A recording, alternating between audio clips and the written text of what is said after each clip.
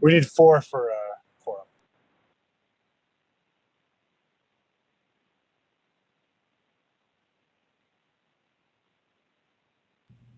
Okay, yeah, that's correct. There's 6 members total, so 4 would be a quorum. Thank you.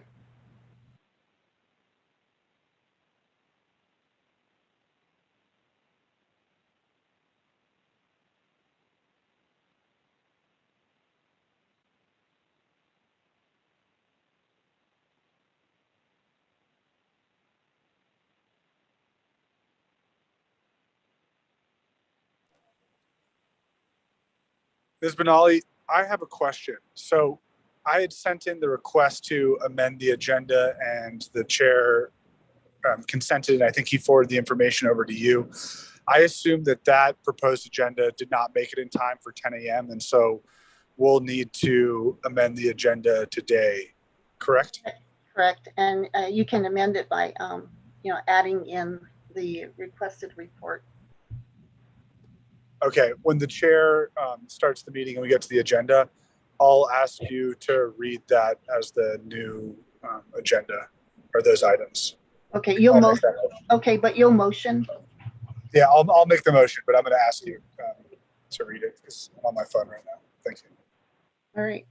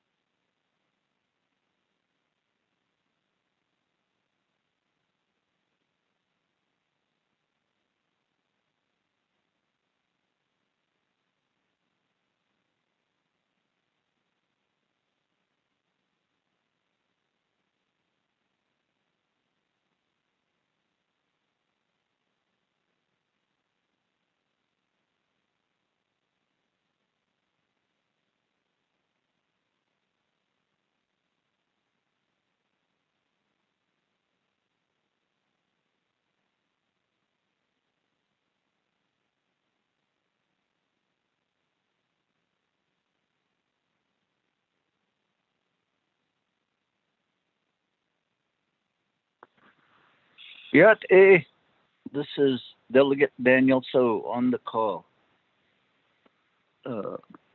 Please excuse me for being a few minutes late. Mr.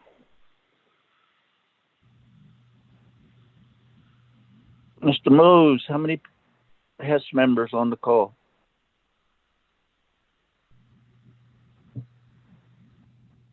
Mr. Chair, this is Angie Benally. Mr. Mose is on leave today, and Sherelle Nota will be the legislative assistant, assisting Okay. she'll be assisting the committee today. Right now I have yourself, and what I show is Delegate Pernell Halona, Delegate Paul Begay, and those are all the members that I show. Delegate Vice Chair Carl Slater was on the line earlier, but I don't see him on the line right now.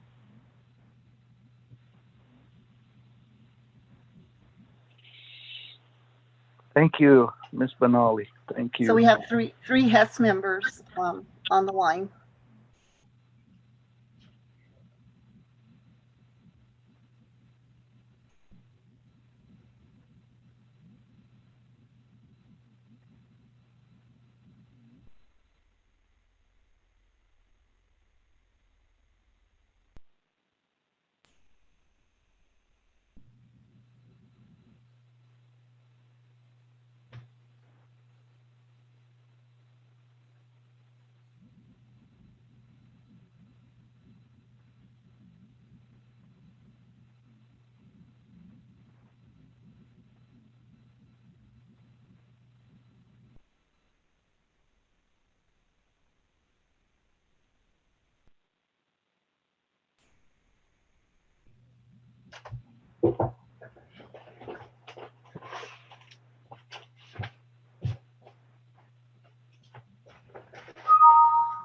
I hate that. Is that it or just one? Oh, it's just one page. Not that one's mine. Yeah.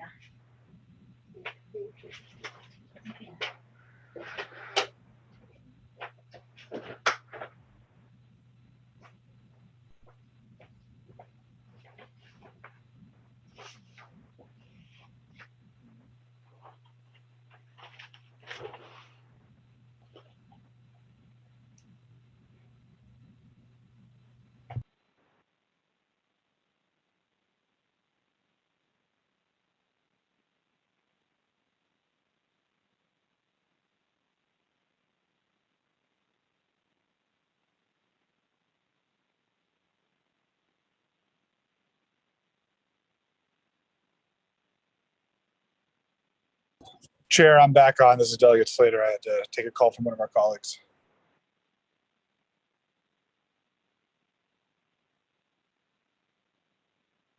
Okay, Hakushila Sitsila, thanks for getting back on the call. Committee members, Yacht A, Otto, for all the guests and visiting officials, and then of course to our staff, Miss Angelita Benally and Miss Cheryl Nota. With that, let me call the meeting to order and start with roll call. Call the meeting to order at 10:13 a.m. Mr. Chair and members of the Health, Education, and Human Services Committee, you have your regular meeting today, May 26, 2021. This is the roll call. Delegate Paul Begay.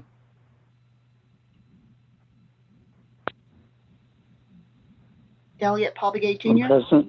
Okay, what is your location, sir? Page, Arizona. Thank you. And Delegate Pernell Halona. Delegate Halona, present. Thank you. And what is your location, sir? Tohatchee. Vice Chair Delegate Carl Slater. Present. And your location? Navajo Route N12. Okay, thank you. And Delegate Charlene So. Delegate Charlene So. Delegate Daniel, or Chair Delegate Daniel So.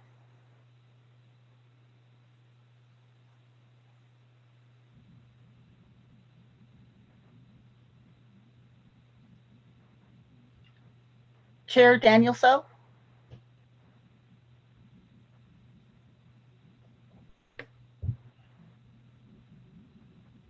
It looks like he got dropped off. Yeah, I'm checking. He did get his call dropped. And Delegate Edison Whitaker.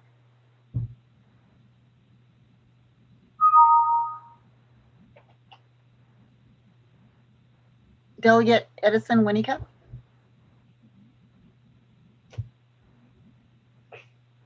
The committee member. This is Delegate Daniel. So I got kicked off the line. Okay. I'm present, and I'm on Navajo Route 5. And Okay, thank you, Chair. You have 4 members answering roll call. That constitutes a quorum, Mr. Chair. Okay, thank you. At this point in time, Honorable Paul Begay, Kwaki Sullivan Hubby, Dietzich, Benata Asati Klindo Lexache. If you would, sir.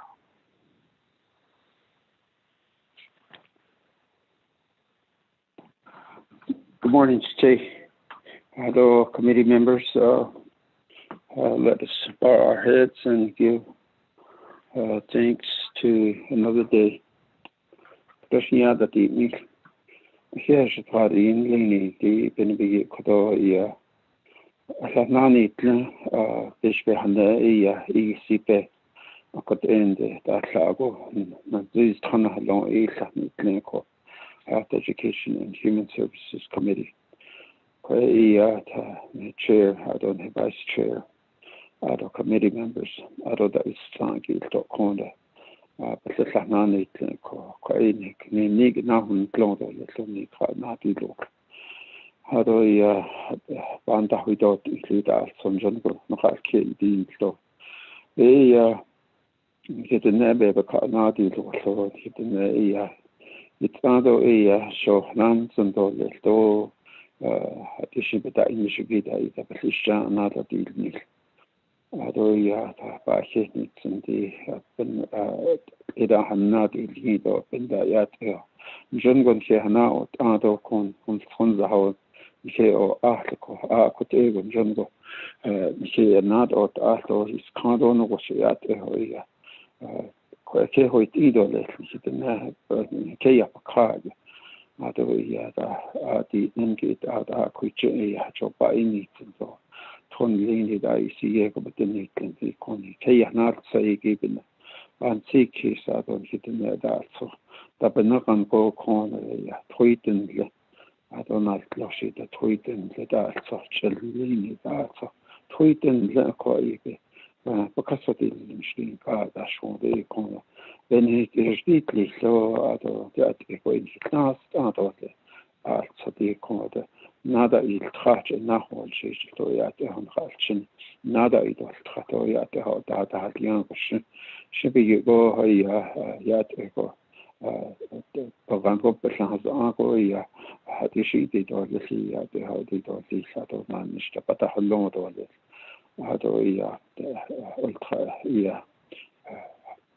just another net or this way another il trace that eco because others got although that something in the hadishia banana issue that on habit on lo I didn't have it had a kitchen habia chanda go regard that you that so the habit on lo in that the dish quite because on the corner that became a castle on the agenda, but that on Hash, Nabenica deal was yet out that it is.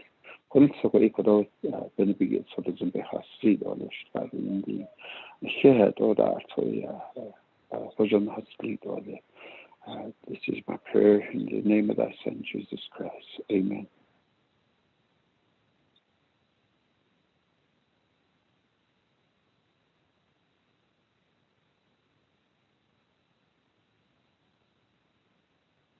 What Edo Lekiche, thank you for this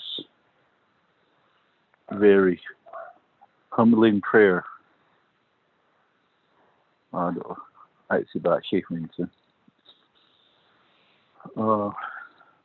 As committee leadership, then we certainly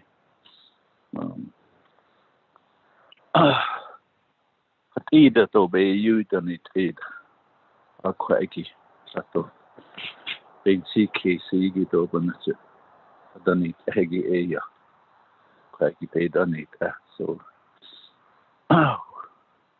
we do not have superpowers or super mentality. We're just humbled human beings. Thank you, Chiche, for giving that guidance. So, committee members, do you have any announcements?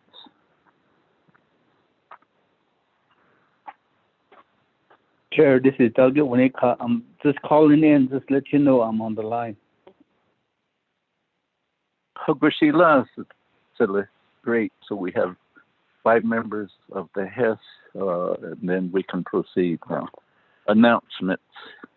There's no announcements, then let's go to recognizing guests and visiting officials. So all the folks that are on the call, if we could get introductions from you, we'd appreciate it.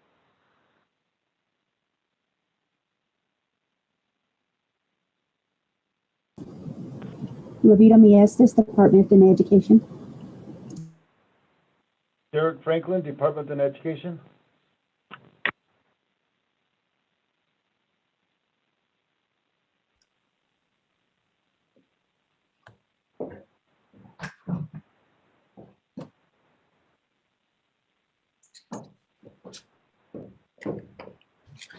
Good morning, Chairman So, and then also members of Health, Education, Human Services Committee members. Pat Ghani addition, Acting Superintendent of Schools, Department of Net Education. I want to extend my appreciation for Health, Education, Human Services Committee for hosting Dodie for a couple of reports this morning. Thank you for that. I do have other Dodie staff members, inclusive of Navajo Head Start, and then also our legislative analysts from Dodie also on the call. I would like to give them an opportunity to introduce themselves. Mr. So.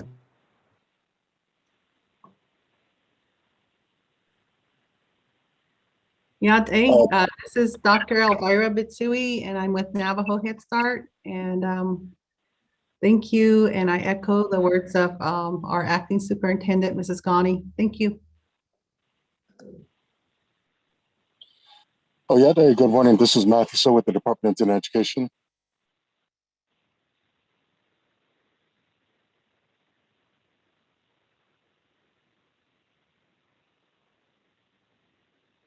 Yat Apen Nosco Shanat Ani Danosini. This is Yvonne Key Billison with the Office of the President, Vice President. Yahat.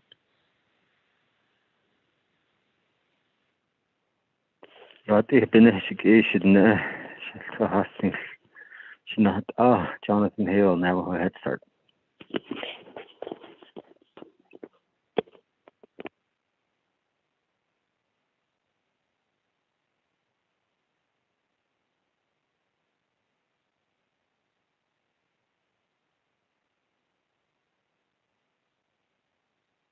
Okay. Thank you. And then let's go to reviewing and adopting the agenda for all staff from Dodie and Head Start and perhaps Department of Health. They'll be on the call. We have a new legislative advisor, Ms. Angelita Benali. So as she reads the proposed agenda, you'll be able to recognize her voice, and if she calls us, gives us advice, to understand that she's new and is already demonstrating some skills that we welcome. So, Ms. Benali,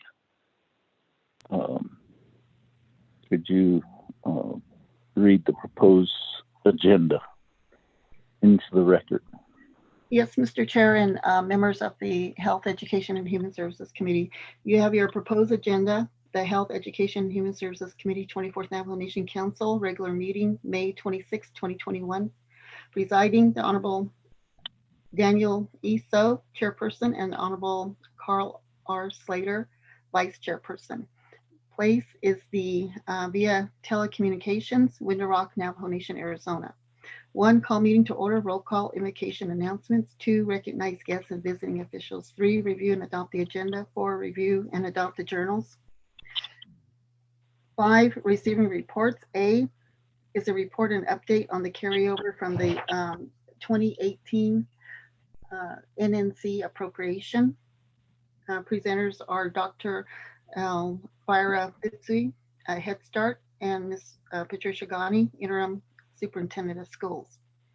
B, update on Shanto Preparatory School issues. Presenter is Mr. Derek Franklin, Education Program Manager, and Ms. Levita Maestas, Senior Education Specialist, Office of Dene Accountability and Compliance, through Patricia Ghani, Interim Superintendent of Schools. C, report on Chavez versus Navajo Nation. Presenters Louis Male and Paul Spruham with the Navajo Nation Department of Justice. D, report on self-governance. Presenter Doreen McPaul, Attorney General with NNDOJ with the Office of Attorney General. And Dana Bobroff, Chief Legislative Counsel with Office of Legislative Counsel, and Dr. Jill Jim, Division Director for NDOH. 6, old business none. 7, new business none. 8, close the meeting, announcements, and adjournment. Mr. Chair.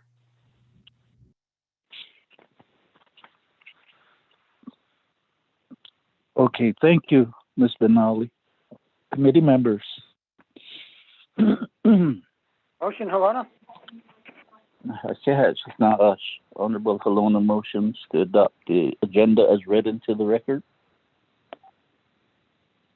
Do I have a second?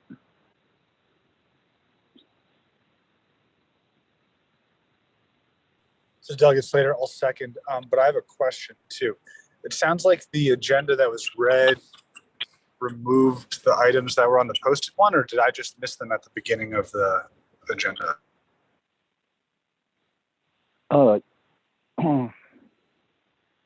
Yes, the ones that were originally posted, we felt like they are basically moot issues right at this point in time, so that's where we substituted. And okay, we may have left out some items.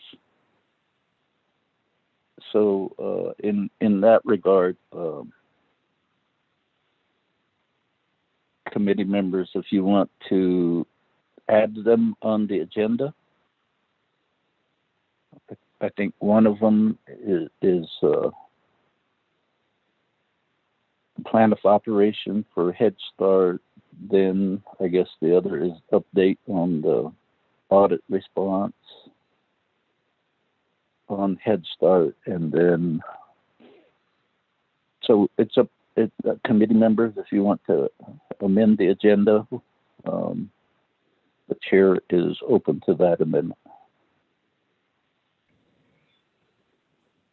Chair, this is Delegate Slater. Oh, Cecilia, go ahead. Thank you. Thank you for clarifying that. I didn't know if we had to work off of the original posted proposed agenda, or since whatever, you clarified everything. My preference would be to wait on those particular Head Start issues for a little bit later. I don't think we had pulled in the Auditor General for this meeting, and I'd like them to have enough time to coordinate and prepare and all those sorts of things to discuss the matter. So I'm ready to vote if my colleagues are. Thank you, Chair. Thank you, Honorable Vice Chair. Committee members, any other additions or deletions or modifications? If not, then let's proceed to the roll call vote. Ms. Nota, could you provide the roll call?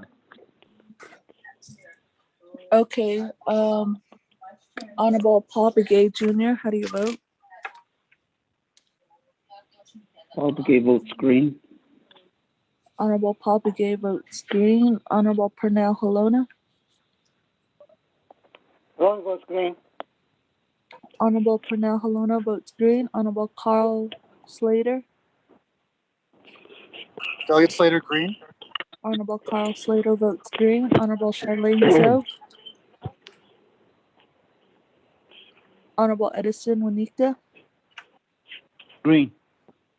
Honorable Edison Wanika votes green. Honorable Charlene So.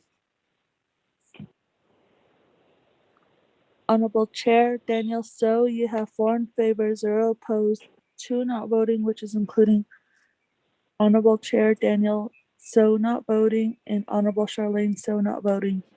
Chair. Thank you, Ms. Nota. Let the records reflect what Ms. Nota has put on the call. Committee members, that takes us to review and adopting the journal. And as we see, there's 4 items within that. What is the wishes of the committee? And Mr. Mose had sent those out days ago for our review. Committee members. Motion to adopt. Second, Wanika. Thank you, committee members. So that's the journals for May 3rd, May 4th, May 12th, and May 19th. We have a motion by Honorable Slater and a second by Honorable Wanika.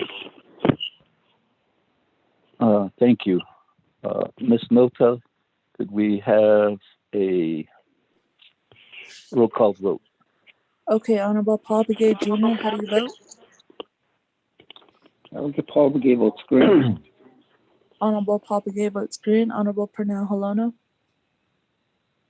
Ron votes green. Honorable Pernell Halona votes green. Honorable Carl Slater. Green. Honorable Carl Slater votes green. Honorable Charlene So. Honorable Edison Wanika. Green. Honorable Edison Wanika votes green. Honorable Charlene So. Honorable Chair Daniel So, you have 4 in favor, 0 opposed, 2 not voting, which is including Honorable Chair not voting, Daniel So, and Honorable Charlene So not voting. Chair.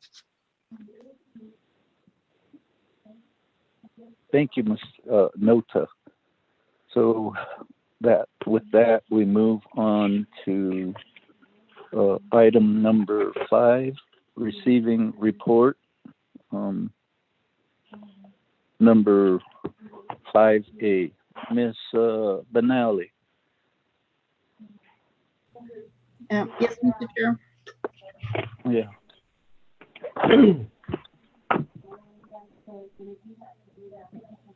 In regarding this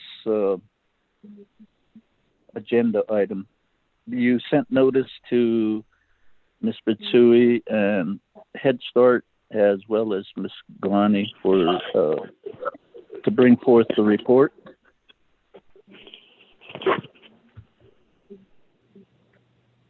Yes. Yes, and I believe that they're on the line. Okay. So with that, let's start with Acting Superintendent Ms.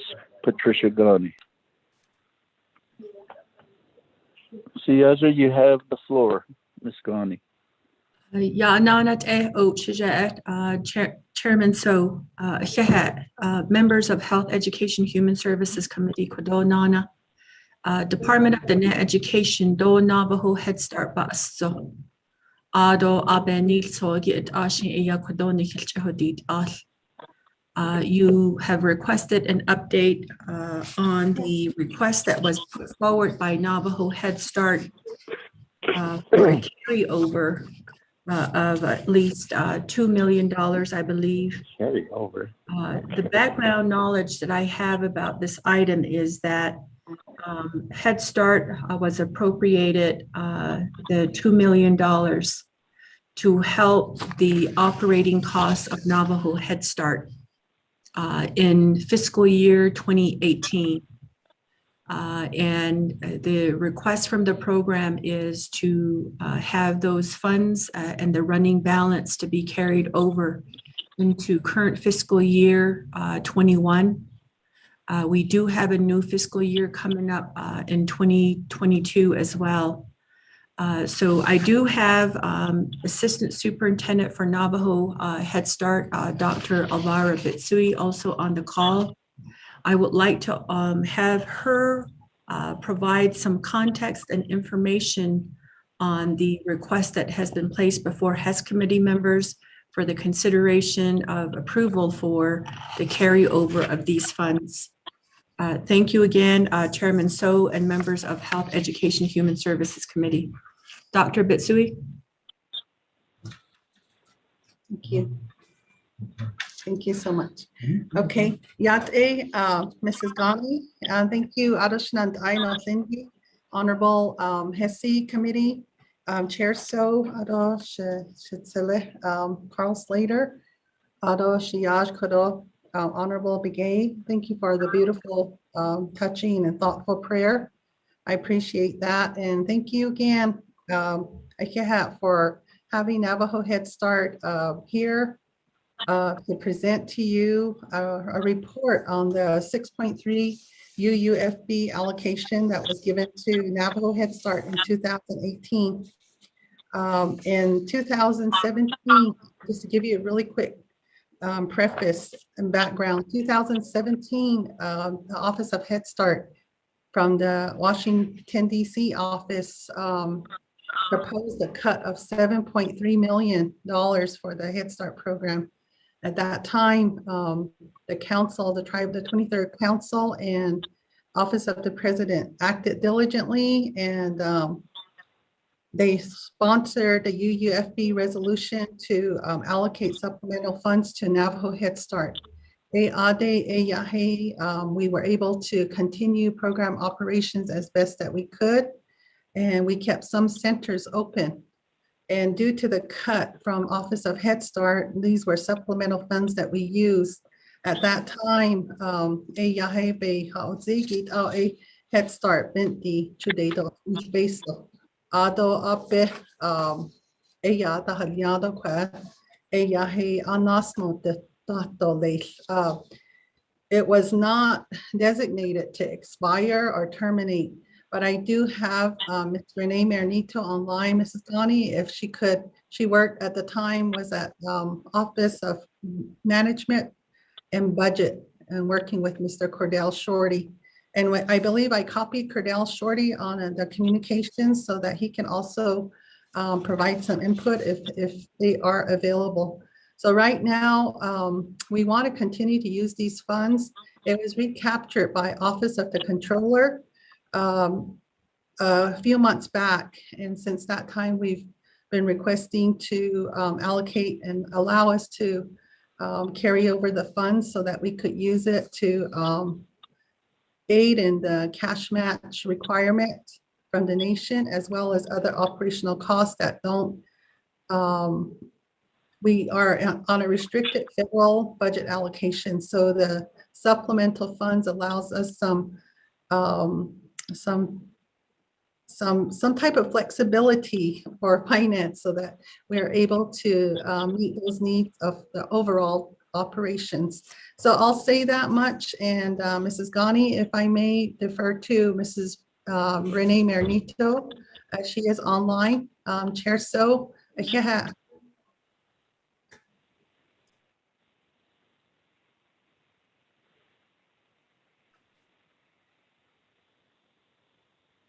Yes, Dr. Bitsui, we can have Renee share the carryover amount that is being requested and any additional details as to how Head Start has a plan in place to expense those funds. Okay, thank you. Ms. Marinito, are you online? And we also have, like I said, Shiaj Honorable Jonathan Hale, who served on the 23rd Council. If the if you want more background information, I know that Honorable Halona asked a question during the last meeting about how the 6.3 and how the carryover request and the sponsorship was put on the table again. So thank you again.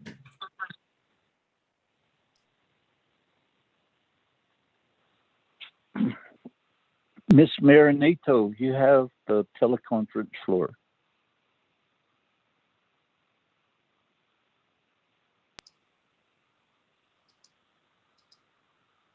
Mrs. Ghani, I know she's Going here. once. Let me, if I may, excuse me, let me go check to see if her device is working or her system is working. I apologize.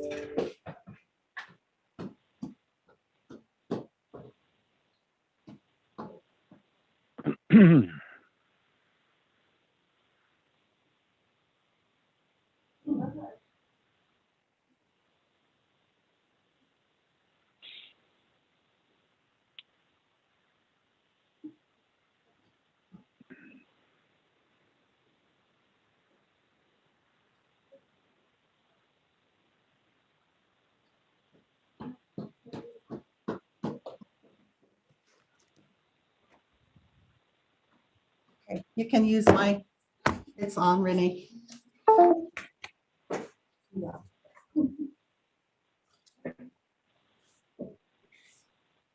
Good morning. Can you hear me? Oh.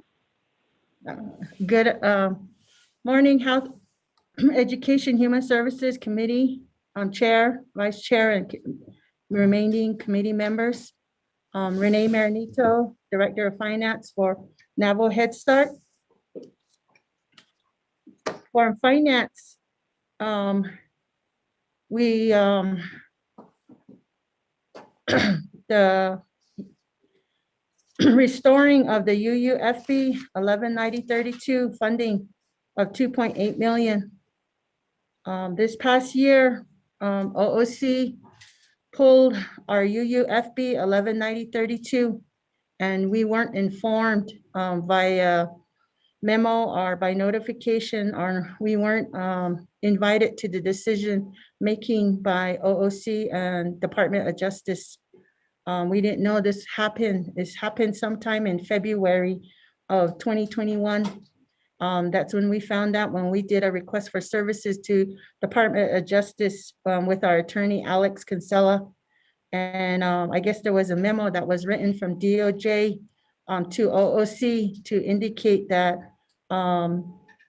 their decision of pulling the 119032, the 2.8 million from the UUFB from Navajo Head Start. And I guess the decision was based upon one deciding factor of our cash match was waived for last year, 2020 grant year. And the reason why it was waived because of the pandemic. And our full funding from last year, 100% came from OHS. We didn't have no cash match because of our waiver. So I guess the decision, the deciding factor from DOJ was indicated to OOC that our cash match was not needed. But on the legislation portion, under CJY-57-18, which was passed on July 17, 2018. Under Section 3A, it indicates that the appropriation may be used as matching and/or in kind to the federal grant for Head Start appropriation or grant to the Navajo Nation for FY 2018 and later years. Also on Section 4, on that same legislation, it indicates the Navajo Nation approves the supplemental funding to the Navajo Nation Head Start program, and the funding shall not lapse at the end of 2018. So this legislation shouldn't have lapsed. We should be able to use it for later years as needed for cash match and or in kind. So for this grant year, we needed our 20% match non-federal share. And we were going to use the 119032, the 2.8 for our match. And that was pulled from us. So because of this, we wanted to restore our UUFB 119032 funding 2.8 million. And we've also informed OMB of our decision of what we wanted to do. And they had indicated that we were to go before HESI and to present legislation in order to do this so that we can get the restoring of 119032 back to Navajo Head Start. And we use this as our non-federal share match to our grant right now. So we need that, Ashona, we really need it for our program in order to operate at full 100%. In the meantime, what we did was we seeked out to our funding agency. If this wasn't going to happen, we also needed to inform them that right now, as we speak, we do not have the 10% non-federal share for our grant because it was pulled from us. But we need it back so that we can operate at full 100%. So we're short right now 10% of that 2.8. Thank you.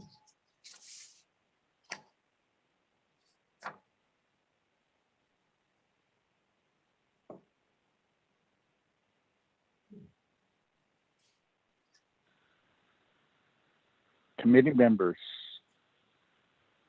Well, Ms. Garni and Ms. Bitsui, is that the extent of your report?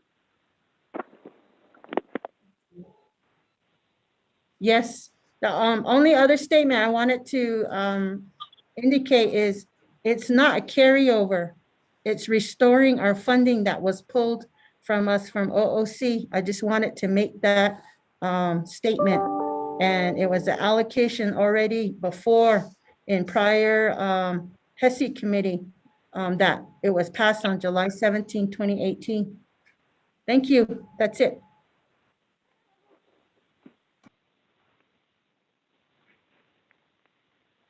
Thank you. Is Legislative Council Mr. Haven on the call?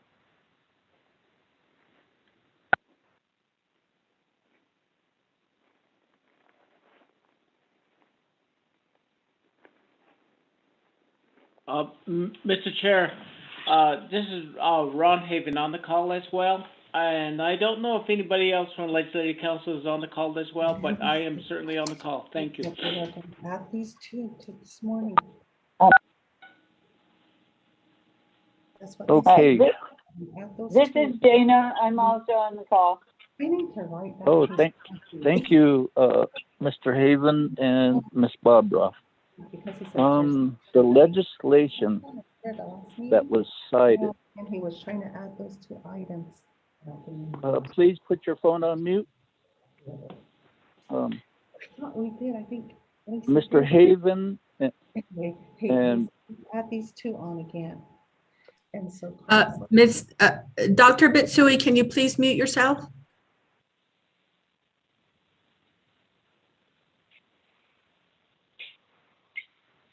Thank you, Ms. Ghani.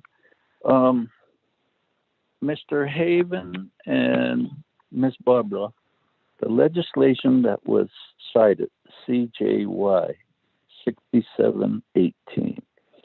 There was 2 sections that were read. The highlight,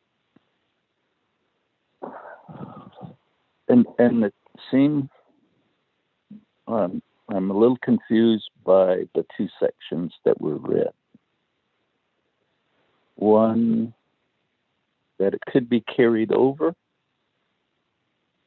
but the staff member basically said it's not a carryover, it's a UUFB.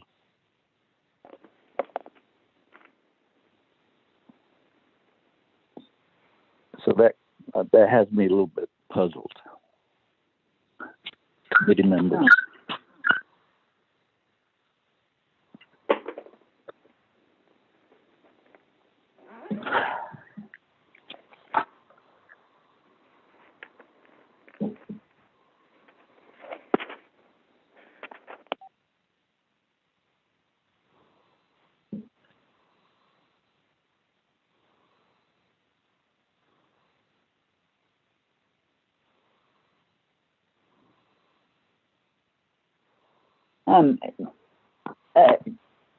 Chairman, so this is Dana. I have a couple of questions. Yes, and yes, they can be posed to Mrs. Ghani and Dr. Bitsui and Miss Marinito. Okay. Thank you. So this is Dana Bobrov, Chief Legislative Counsel. So what truly is missing, or that I don't seem to have or can't find, is the memorandum from the Department of Justice stating, giving OOC the okay to put the funds back in the UUFB. But I think a really strict interpretation of CJY 5718. So the appropriation was to be used as matching funds or in kind to the federal grant for Head Start appropriation or grant to the Navajo Nation for fiscal year 2018 and later years. So by that, you would think that they could also use the supplemental appropriation in 2019, 2020, even into 2021, because it says for fiscal year 2018 and later years. However, in the Section 4 of the legislation, it states that the Navajo Nation approves the supplemental funding to the Navajo Nation Head Start, and the funding shall not lapse at the end of fiscal year 2018. Unfortunately, that paragraph doesn't say anything about lapsing at the end of fiscal year 2019 or 2020. And as we know, unless there's an explicit exclusion, funds lapse at the end of each fiscal year. So the committee and Head Start and such can try to figure out what happened, and it looks to me like DOJ may have some different opinions internally, perhaps. But this was a supplemental appropriation. When it lapsed, it's in the UUFB. Those accounts have already been closed out. So the easiest thing to do is probably just to do a reappropriation through the UUFB of this amount. Tweak the legislation so it's more user-friendly for Head Start. To do that, we need current budgets. The last budgets that I seem to have are back from maybe 2020, back in January or something. If we can get updated budgets, a controller memo as to the amount remaining in the UUFB. Controller also does in their memo whether it's a recurring or non-recurring expense. OMB's memo, we can get legislation ready to redo that appropriation. Thank you, Chair. Thank you, Ms. Bobroff. Committee members, do you have questions? This is Delegate Slater. Honorable Vice Chair Slater, you have the floor. Thank you very much, Chair. Thank you very much, Shredda, for the presentation, and for everyone else who provided information, and to Shomasana Miskani for the preview introduction. My request would be, if we're going to make essentially a wholly new appropriation to Head Start, that we get a new proposal on specifically what the funding will be for, and that is this for cash match in future years? Is it for repairing facilities? I would like to get something more to that effect, and not just, oh, we're restoring funding that we had from before. It was very useful because it didn't have the same restrictions as federal funding or other sources. Especially, concerning some of the issues that have come in the past and that I know Head Start is working on. It's really important that we're really specific and definite in what the appropriations are for, and that there's a way to measure how successful the program is in fulfilling the purposes of those fundings. So that's my request, and I think that it should be treated as something completely new. And we can talk more about the amount later, but it's not, I think the committee in general has made this a policy to programs that there needs to be, this needs to be a needs-based budget and needs-based appropriating. Not, we had this funding before and it was helpful and useful. Obviously, it's for a good cause, a good program, all of that. But as being the fiscal stewards, we need to have strong justifications. And we can get into the specific budget documents later, but I'd like to have a strong narrative that explains why it's needed and how it's going to help our children. Thank you.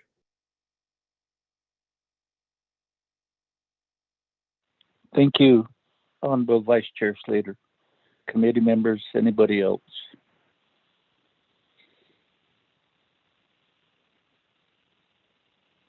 Okay, based on that statement, the chair is open to a motion to accept the report.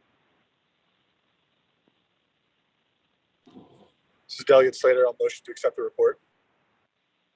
Thank you, Honorable Slater. We have a motion. Committee members, do we have a second? Second, Delegate Begay. Oh, Chache, thank you. We have a motion and a second. Regarding the questions that the Honorable Slater posed, Mrs. Zani, Dr. Batsui, and Ms. Marinito. Basically, again, the notion just to restore the funding. For me, in kind means not a cash match, but something in the way of other non-cash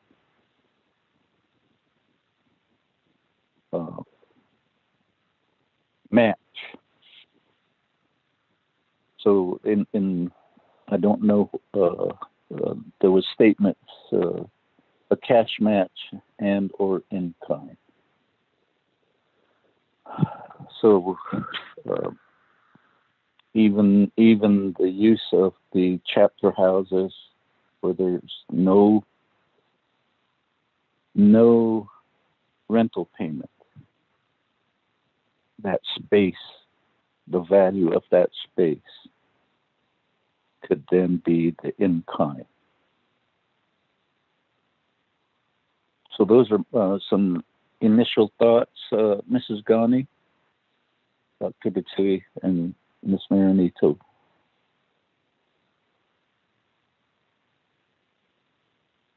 You have the conference floor back to respond to the question from Honorable Slater and from myself.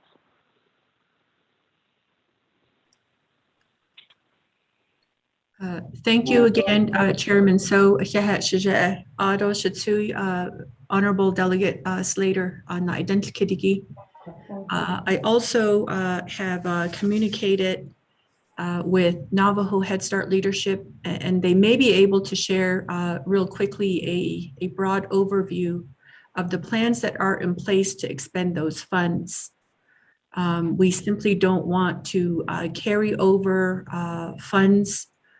We are aware that there always has to be a plan in place so that there is clarity in terms of how those funds are effectuating operations for improved outcomes for students.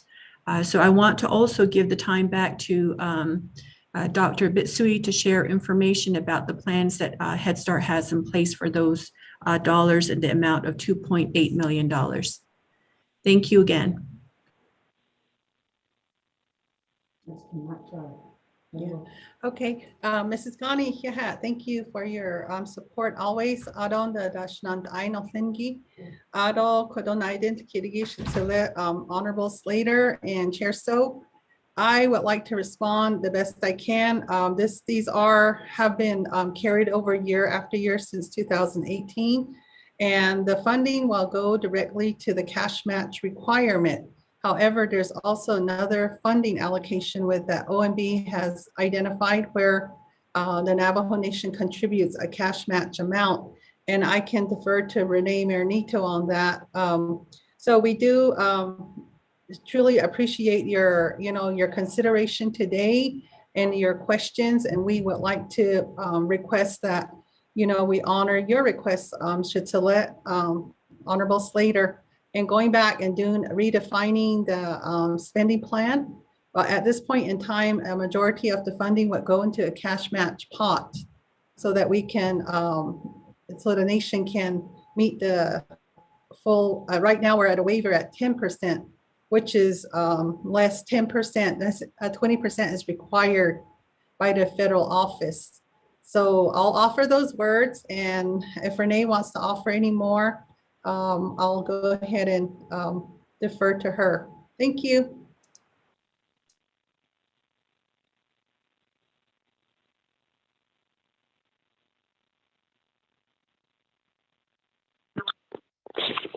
Hello, Shema, can I say something? This is Jonathan, Head Start. Okay. Mrs. Ghani. Honorable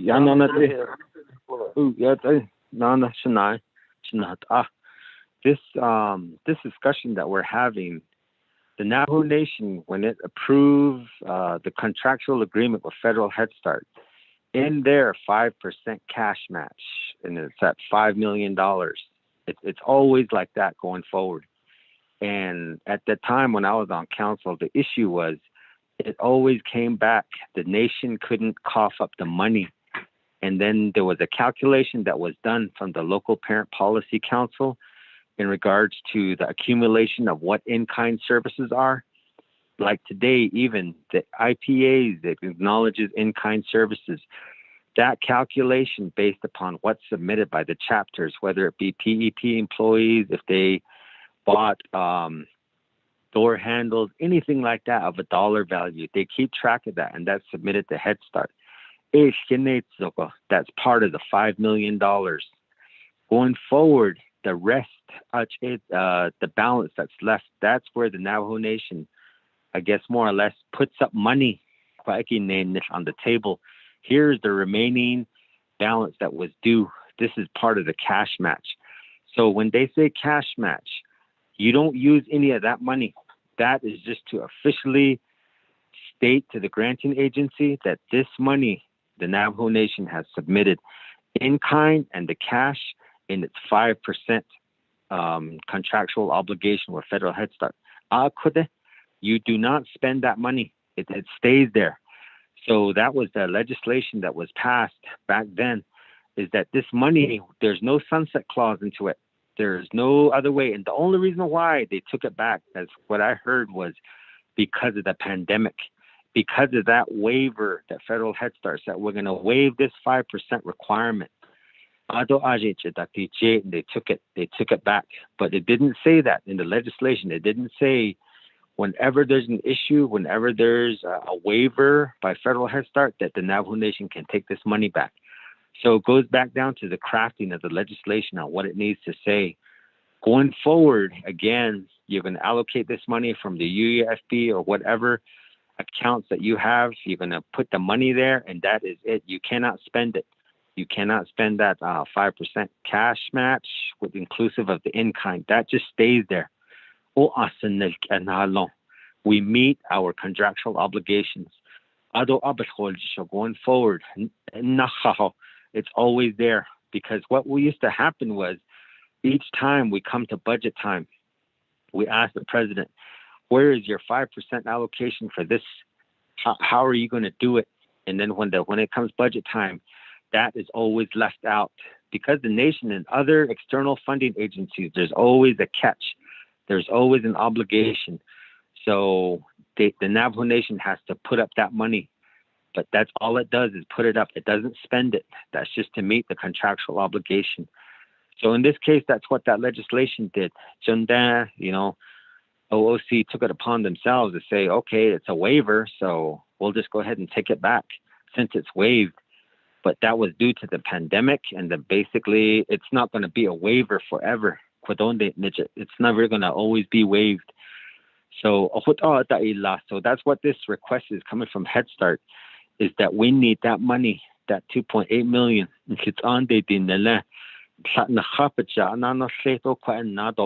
And then that money stays. So nobody never uses it. Head Start doesn't use it. Navajo Nation doesn't use it. Again, that's just to reference the cash match requirement in that contract with the Navajo Nation. I just wanted to clarify that. There's no expenditures of this money whatsoever. It's just meeting the cash match requirement. So I was hoping that somebody from OLC would catch that, to say that that is the requirement.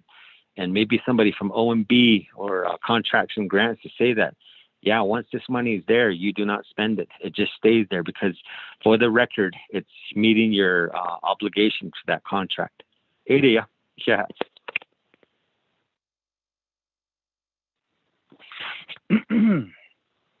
Okay. Shiaj, Committee Chair. Yes. This is Delegate. So I wanted to state that I'm on the call, and I apologize for being tardy. I had an important meeting with my ANA chapter. Yes, Shabiza, yes. You make up part of the quorum in the meeting. Yeah, we have, I guess us as delegates, we're multitasking. So, yes, thank you for joining the call. Okay, we know that Head Start just received a grant for a span of 5 years. And the monies from 2018, that match basically is waived for this period, it seems like, of 5 years.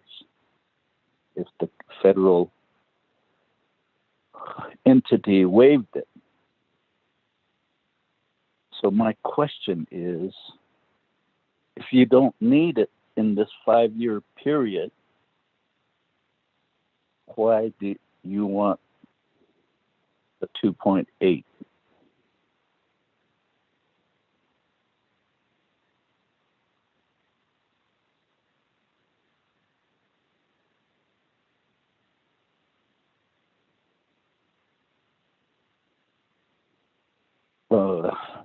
Who can answer that question?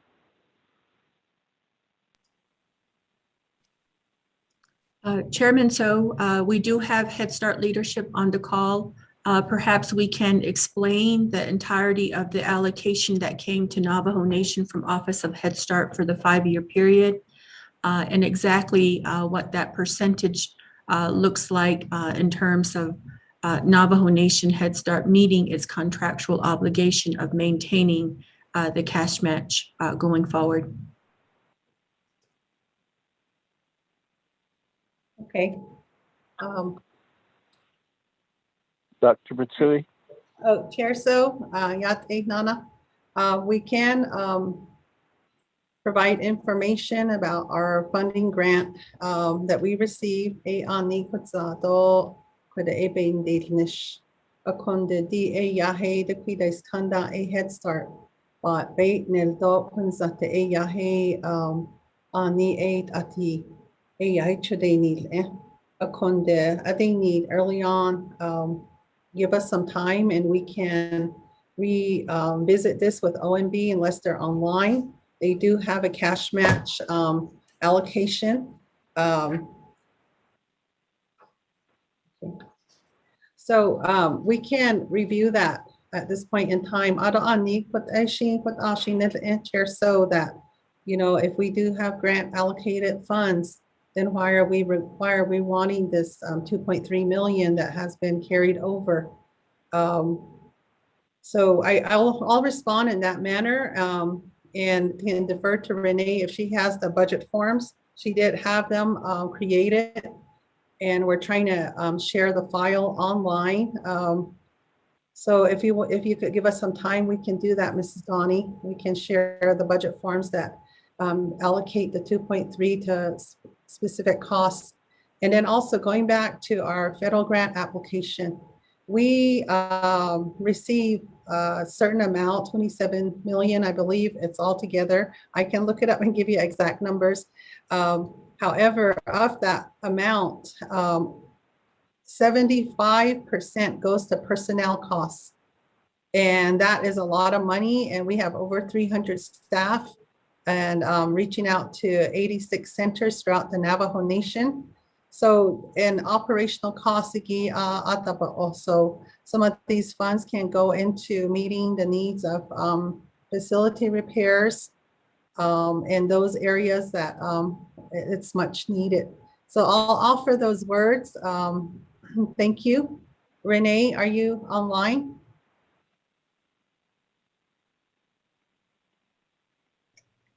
Yes, I am. I'm online. I don't know who has control over the meeting, but I can show what we have. Or who can I email it to so they can bring it up on the screen?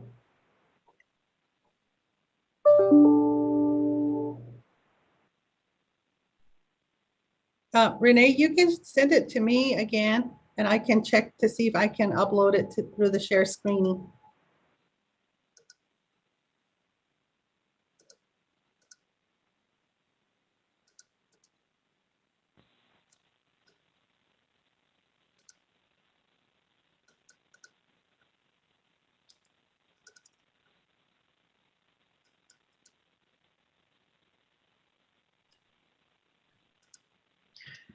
Chairman, so this is Mrs. Ghani again.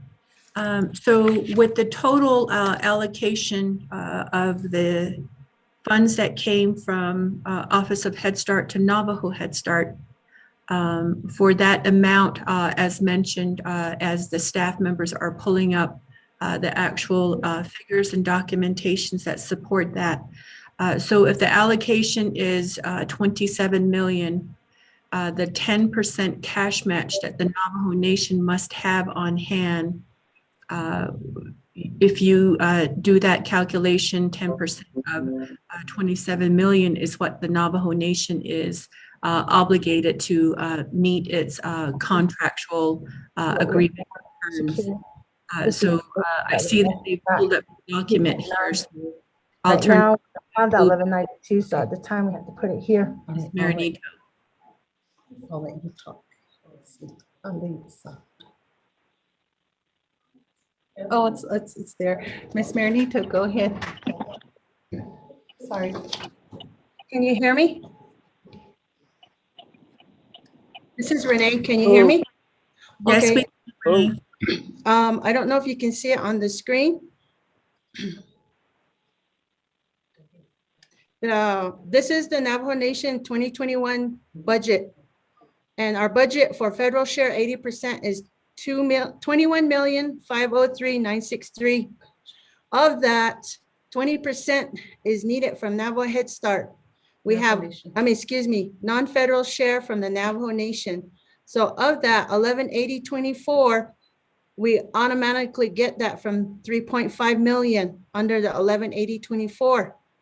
So of that, at the time, we had indicated that since we didn't have the 119032, the only alternative at the time was the in-kind for 2.9 million, 2,902,699, which the 20% share is a total of 6,402,699. That is required for Navajo Nation non-federal share. Now, going forward, if you see in part 2 budget summary, 9,500 matching funds, we already have that 3.5 million under 118024, the fixed cost under Office of Management and Budget. That's 3.5 million. So the cash match will automatically go here. Whatever's given to Navajo Head Start is just a minus entry into FMIS on cash match. That's where it goes, and there's no budget per se. It just goes into the matching funds. And then OOC is what they do is whatever costs that we incur for the months, say we incur a cost of $1 million. Well, $1 million is not going to automatically be charged to federal funds. Only 80% will be charged to the federal funds. The 20% will be charged to the non-federal share under the matching funds. So that 3.5, the allocation will increase. If it's granted, it'll be increased to 6.4 million. Now this is our budget for our federal budget for this year, 2021. And if you go to our last page, this is the last page. The entry is the same. It's under 9610 as matching in-kind. Whatever amount would we needed, it'll be going either the 9510 or the 9610, but it'll be a credit. But our overall in FMIS for federal funds will never change. It'll be 21,503,963. And here on the next page is the breakdown. How much is needed, and we get allocated by certain categories. We just don't get one set amount. We have different categories that we get funded. So we get funded for admin. We get funded for Head Start Direct. We get funded for Head Start TNTA, Early Head Start TNTA, Early Head Start Admin, and Early Head Start Direct. So if you total up all personnel, our personnel is 20.5 million. That's how much we use budgeted for personnel. And then travel, 756. So everything on this chart, on this spreadsheet adds up to 21,503,963, which is our federal allocation. The cash match would be put the 3.5, which would be increased. That's where it would go, the allocation. So if you, I'm pulling up this spreadsheet. This spreadsheet we do for our funding agency, because in our funding agency, we have to reconcile in column K with the notice of award categories. So we have to balance. So on the bottom, the cash match required is 6,402,699. So our total overall base grant is 27,906,662. That's the overall total that includes the 20% non-federal match, and then the federal share is 21,503,963. So those two added up together, our overall total for our operation is 27,906,662. That's how much it comes up to. My recommendation, and coming from OMB, my recommendation would be, instead of going this route, why can't we're just trying to help our program get in compliance and make sure that we're in compliance on the requirements for the non-federal share. My other recommendation would be, since there's already a fixed cost allocation at OMB for the 118024, which is for the cash match for the entirety of the Navajo Nation, that federal funds are used that are needed for that. Why can't we increase that amount to the total of 6.4 million? Well, I don't know why we only can allocate the 3.5 since it's a required match. Why can't we increase the 118024 to the 6.4? And so that would be reoccurring every year, and we wouldn't have to be going before legislation. That would be my recommendation. Thank you.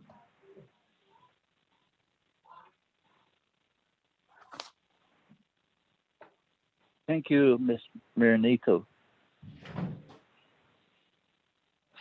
But the one that I think the committee is, considering is this grant period, 5 years. The match has been waived.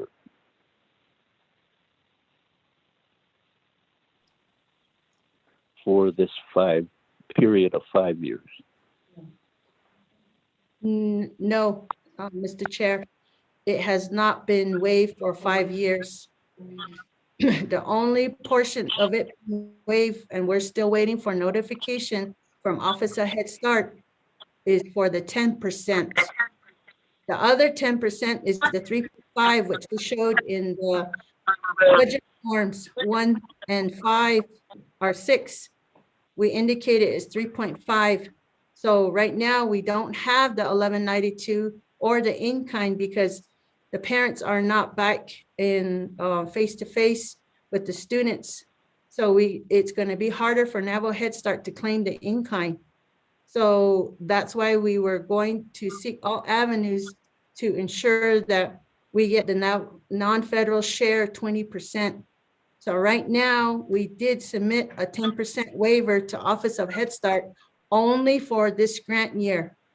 We don't do it for subsequent grant years. We can only do it for the grant year that we are operating on.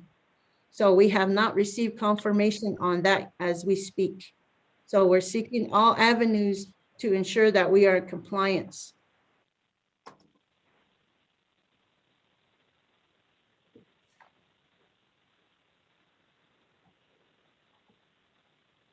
Committee members, do you have follow-up questions? If not, then from the chair's view, I think we need to get discussion from OMB and OOC regarding this request. And again, once we have better clarification about all the aspects of this request, then we can move forward. But right now, it just seems like it's we don't have input from OMB and OOC, and then the National Head Start. We basically need to, I guess, see some documents from them. Mr. Chair? Committee member? Mr. Chair, this is Angie Yes. Pinelli. I did email, at the beginning of the report, I did email Robert Willie as well as Dominic Bial to join the meeting today. I don't know if they're online. I have several guests that are listed. Thank you, Ms. Benally. Thank you. So do we have Mr. Robert Willie or someone from OOC as well as Mr. Dominic Bial? Good morning, Mr. Chair. This is Robert Willie. Hello, yeah. Hey. Good morning. I'm sorry I was on another meeting and I was told to get on Hess for Head Start, so I'm here. Okay. How can I help, sir? Okay. Honorable Vice Chair Slater, can you chime in on the discussion so that we can update Mr. Willie?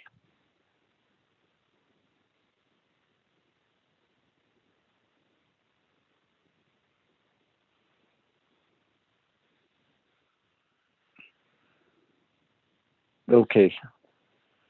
Mr. Willie, I guess the main thing is there was the legislation CJY 6718 that allocated monies for Head Start.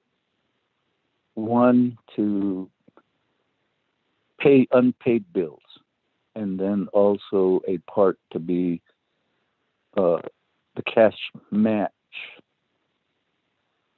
to the Head Start grant dollars. Now, folks were referring to it as a contract, but it's a grant.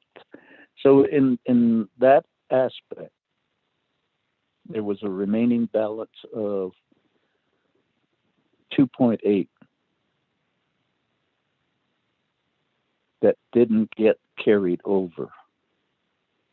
And so the basic question is, what was the premise to not carry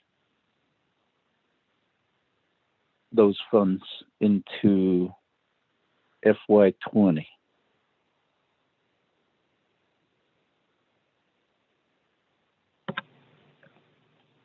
Okay. Do you want me to answer now, Mr. Chair? Please. Okay. The reason why it was not carried over is, I believe back in September, there was a reallocation out of certain line items that were considered matching into operating line items, and all those amounts that were transferred once the fiscal year ended were not considered matching. There's also a legal opinion that was done by Department of Justice on the same issue, so I'm not sure if that was provided. I guess DOJ could help provide that also to the committee if they needed to see that. But that was the main reason, Mr. Chair.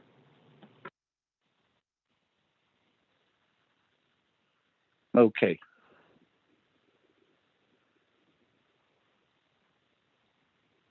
Committee members, any discussion on this matter? So it seems like we need some documents from DOJ and that match waiver from Department of Head Start and other related information.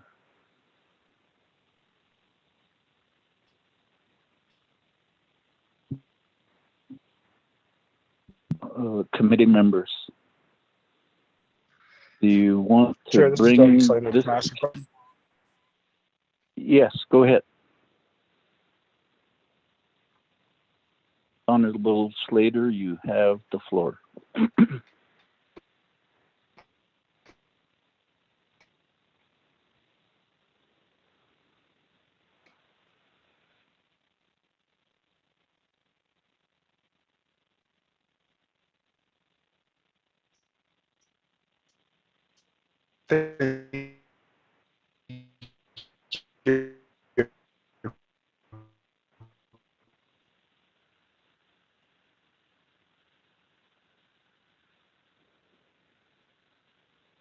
Vice Chair Slater, are you in range of cell phone coverage?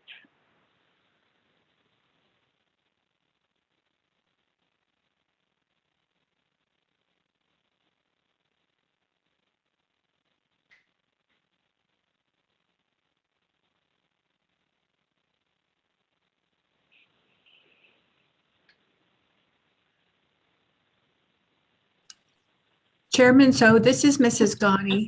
We cannot hear Mr. Slater. Yes, Honorable Vice Chair Slater. It sounds like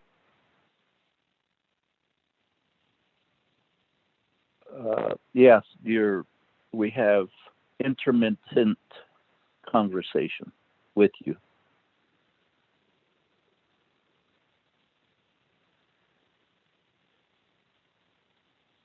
Are you connected by Zoom?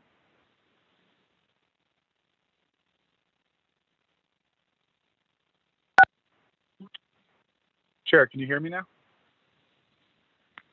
Yes. Okay. Thank you. I had to call in and get off Zoom. My comments or questions were, one, I feel like we're kind of getting different answers at each point about how the money historically has been spent and what its purposes were for. Hearing that it was for cash match, but then the original amount was 6.3 million, and then saying that it hadn't been expended, or wasn't, the purpose of it was not to be expended. It's just really not adding up to me now if there's only $2.8 million that's left of the original 6.3. So my request is for the program to work with OMB and DOJ to provide a memo to the committee, so then we can get an accounting of how the funding had been spent over the last couple of years. So if there could be a breakdown, like on an annual basis, about what the funding was spent on. And then, again, I think that what's done is done. If the funding's already been recaptured, then this is going to be a new appropriation, and to have the program specifically identify what it will be used for. But the idea of having money like 2.8 million or whatever set aside just for cash match and it not ever being spent is kind of a peculiar exercise to me. And I would really like to hear more from OMB and DOJ on that in the future based off of what the report is, because my understanding of what a cash match is, and when OMB goes in and does it, is that, say you're going to pay out a contractor you're paying for someone's salary or whatever, you'll take 80% from over here, 20% from over there, or whatever the breakdown would be when the money is put into a business unit number or business unit. So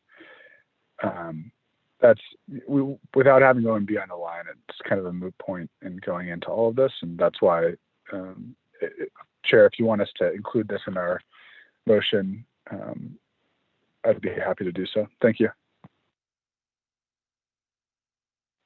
Thank you, Honorable Vice Chair Slater. That's exactly the direction I was looking to the committee to do. And the time that it would come back to the committee would be, I think it was June 9th is the next regular committee meeting. Ms. Benally, is that correct?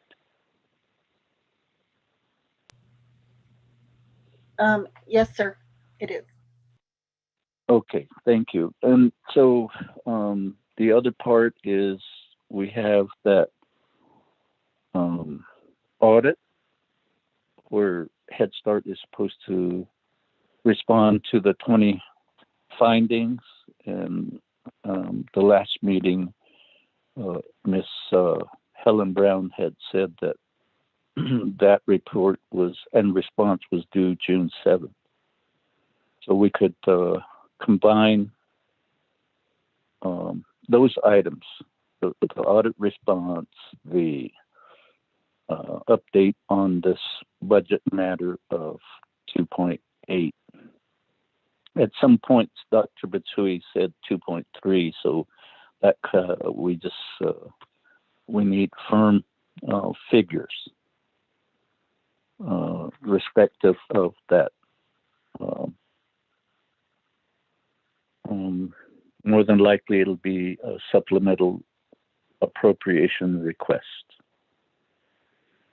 Thank you to Mr. Willie for helping put additional issues onto the table, and so we'll go forward with that. In accepting the report, we'll ask that there be follow-up brought back to the committee on June 9th, excuse me. Committee members, is that acceptable? Yes, Chair. Hakushin Any follow-up statements, committee members? If not, then Ms. Nota, could you give us roll call vote on this particular report? Okay, Honorable Paul Begay Jr., Delegate Paul Begay votes green. Honorable Paul Begay Jr. votes green. Honorable Pernell Halona, Vote votes green. Honorable Pernell Halona votes green. Honorable Carl Slater, Delegate Slater, green. Honorable Carl Slater votes green. Honorable Charlene So, Green. Honorable Charlene So votes green. Honorable Edison Winika, Green. Honorable Edison Winika votes green. Honorable Chair Daniel So, you have 5 in favor, 0 opposed, and Chair not voting. Honorable Chair. Thank you, Ms. Nota. Thank you for the roll call, and let the records reflect the vote as put on record by Ms. Nota. Thank you, Dr. Bitsui and Ms. Marinito. So we now go to item 5B, an update report.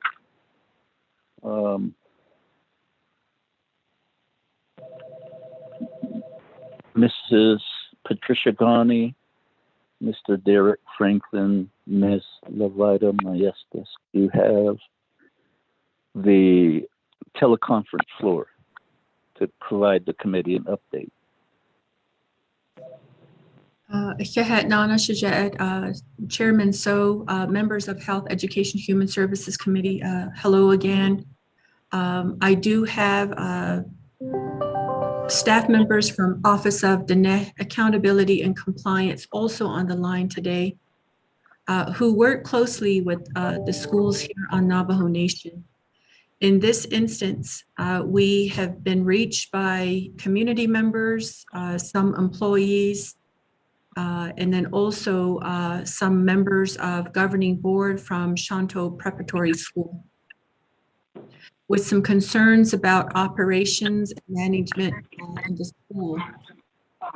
And the team here under ODAC has been working to look into these issues that have been filed with Office of Accountability and Compliance under DOTI.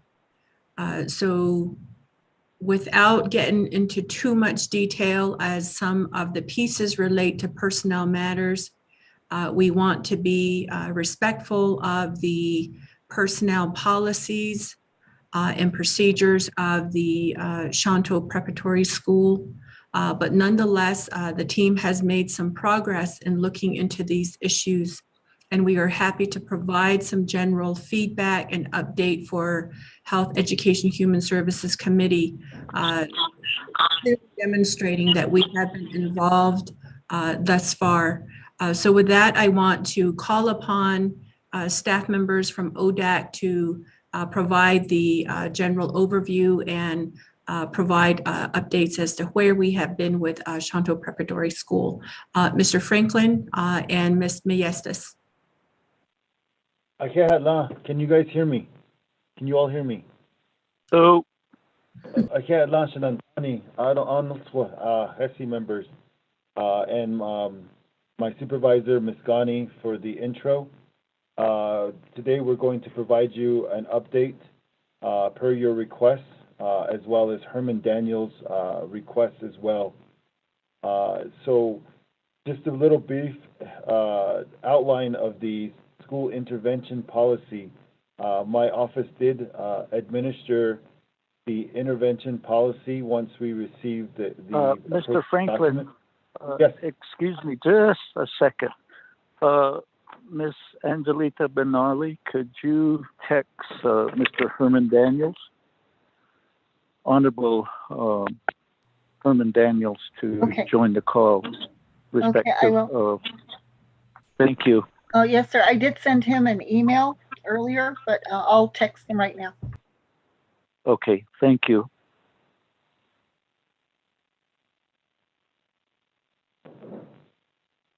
Also, there was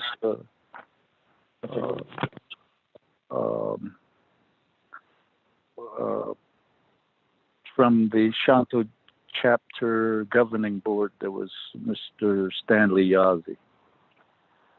I don't have a phone number, but I think he was given advance notice that the Shanto Prep report would be on the HES agenda today. So, Mr. Franklin, proceed. Thank you, sir. Again, as my office administered the school intervention policy, we had to receive the appropriate documents to begin the process. So once the process began, my staff member, Ms. Maestas, formulated a team that is unknowledgeable of the events so that they remain neutral in the allegations brought forth by the community members. They then met with, on several accounts, with individuals that were part of the group that sent in the allegations. Once they met with the group, my staff then met with the school board and the administrator to discuss the allegations point by point. Once they met with the school board was given time to provide evidence to either unsubstantiate or substantiate the allegations. And that's kind of where we're at right now. As my staff member, Ms. Maestas, will provide you that update in terms of what she has collected and the struggles that the school is currently in providing us the evidence on the school side. So I'll turn it over to Ms. Maestas to provide that detailed information. Ms. Maestas? Good morning. Thank you, Mr. Chair, and members of the committee. To dovetail off of what was reported by Ms. Ghani and Mr. Franklin as the lead team member of the team, we got to a point where we weren't receiving any replies to numerous requests to the governing board and the administrative head. So they were provided notice that we were going to go ahead and move forward with our report. Then prior to our next meeting, we finally received a bulk of information, probably close to 300 pages. So right now we're going through those documents, and as we're reviewing documents, there's still additional clarifications that are coming up, that questions are being raised. So additional information are being sought. So we're awaiting such from various entities. And meantime, we continue to review their records and begin to document our report.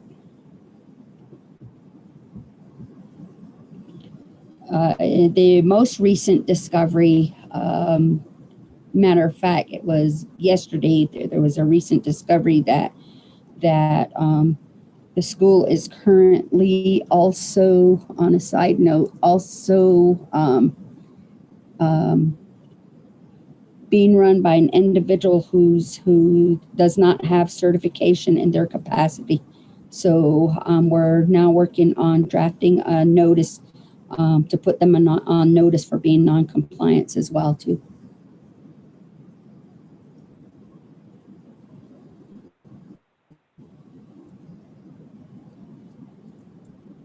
So for right now, for the purposes of our investigation, I know it may sound a little bit broad, but that's what I'll share at the moment. Thank you.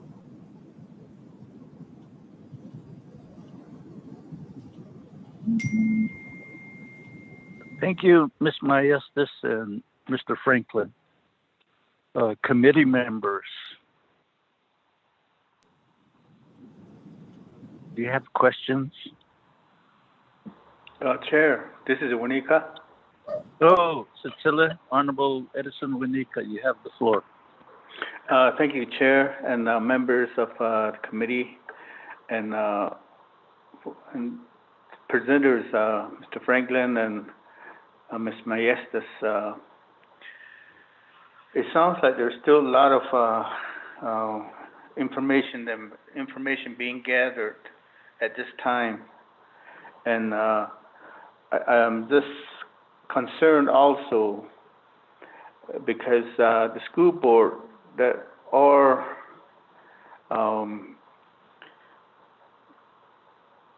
the school board at this time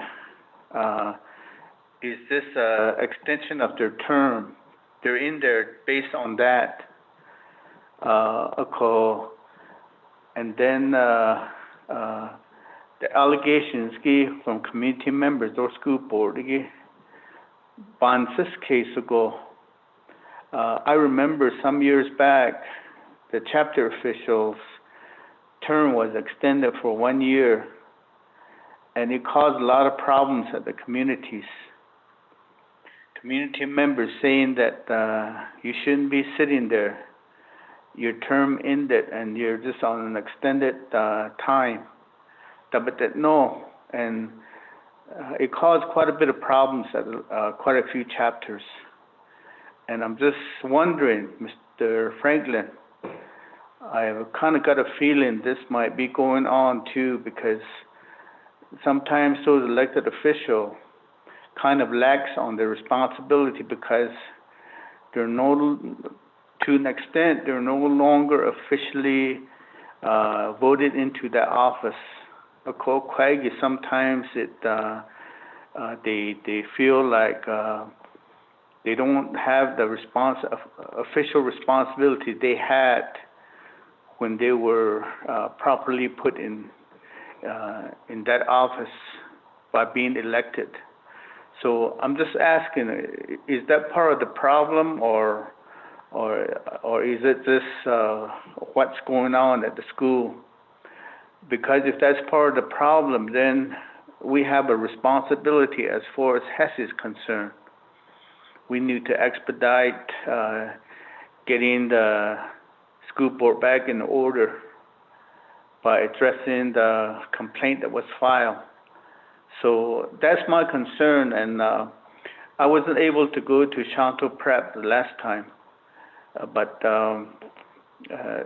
I work with Mr. Franklin and the staff at Doty on a lot of these situations that comes up at the school. So it's really hard to address, and I'm really glad that the HES committee was able to go to Shanto, and we found out that that's the best way to address the problem. But Mr. Franklin, is there a problem because of the situation that we're in by not following through with the elections for the school board? Mr. Franklin. Mr. Chair, this is Maestas. Go ahead, Ms. Maestas. Mr. Chair, in order to be able to answer some specific questions, with due all respect, I would like to request that we go into executive session.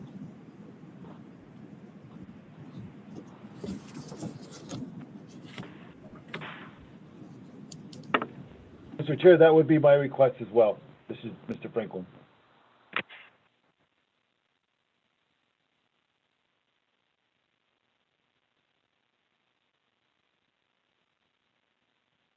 Thank you, Ms. Maestas and Mr. Franklin. Mr. Ron Haven, a request for executive session, and the requirements would be related to personnel matters that the staff would need to relay, as well as other items where Navajo Nation would be looking at attorney-client privilege. Mr. Haven, do we meet that criteria? Can you hear me? Yes. Okay. Members of the committee, under the rules that you all have, you are certainly allowed to go into executive session on matters that do require some extent of confidentiality. If the matter concerns personnel as well as information that is certainly privileged, I would recommend executive session pursuant to your rules. It does allow that. So there may be, I'm assuming, some attorney privilege information that is going to be provided the committee. Thank you.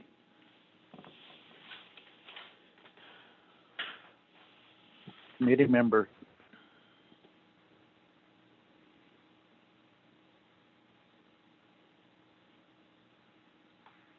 Committee members, how do you wish to proceed? Chair, can I ask a question? Yes, go ahead.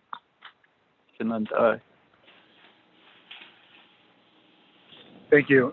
My question is, should we get this report now while information and data is still being collected, or should we wait for those items to be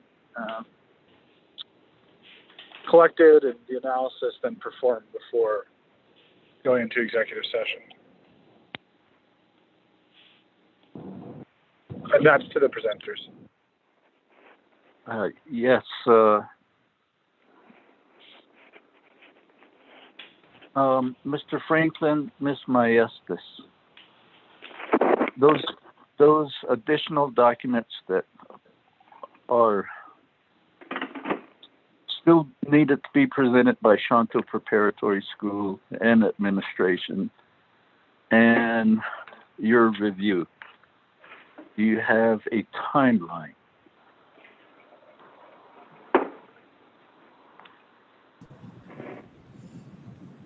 Mr. Chair, this is Ms. Maestas.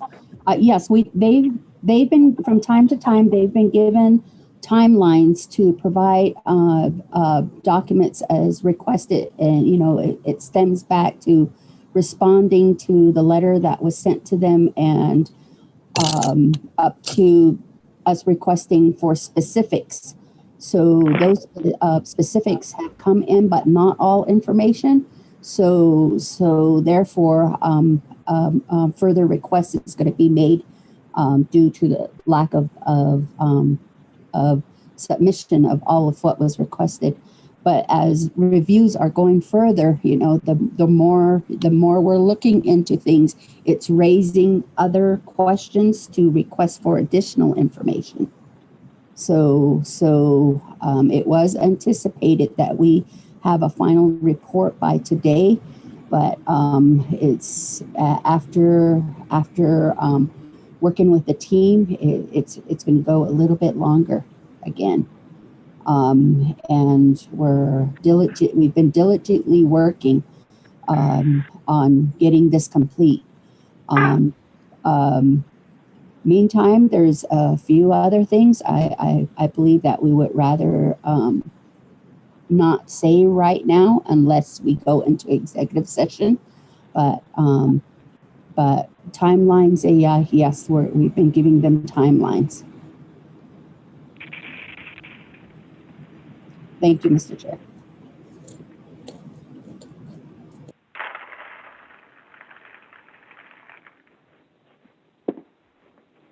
Thank you, Ms. Maestas. Committee members, as Honorable Slater has questioned, Should we wait give them more time for bringing, for Dodie to bring the results to us? He walked out here. Chair Wanika? House, but it's the Siamese cat. Don't scare him. Honorable Halona, please mute your phone. Oh, Cecilia, Honorable Wanika, you have the floor. Yes, Chair. I think it will be good to wait, give them more time, and I think the time that we need will depend on when we get the report on Chavez versus Navajo Nation. I think we'll have a better focus on what the time limit should be on this Shanto school, because I think based on the report we get on that will help us.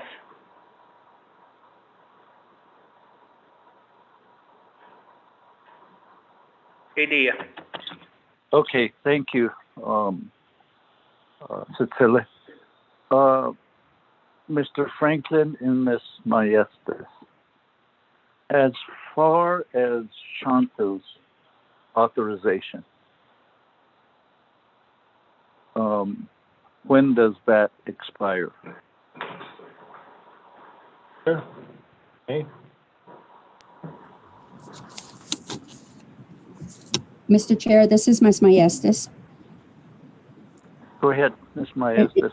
In reference to Shanto Prep, their reauthorization is coming up to expire on June 30th. It's coming up to expire this coming June 30th, and they had submitted their application. However, there's a couple that documents that are outstanding. So, not until their application is fully complete, then it'll be addressed before the Navajo Nation Board of Education. And tentatively, right now, they are scheduled for July 2nd. And for the reason that they were moved up at that time was because their audit reports had not been received. But to date, it's been received right now. So that's when they're scheduled to go before the board. It's That July is correct, 2nd. Mr. Thank you, Mr. Chair.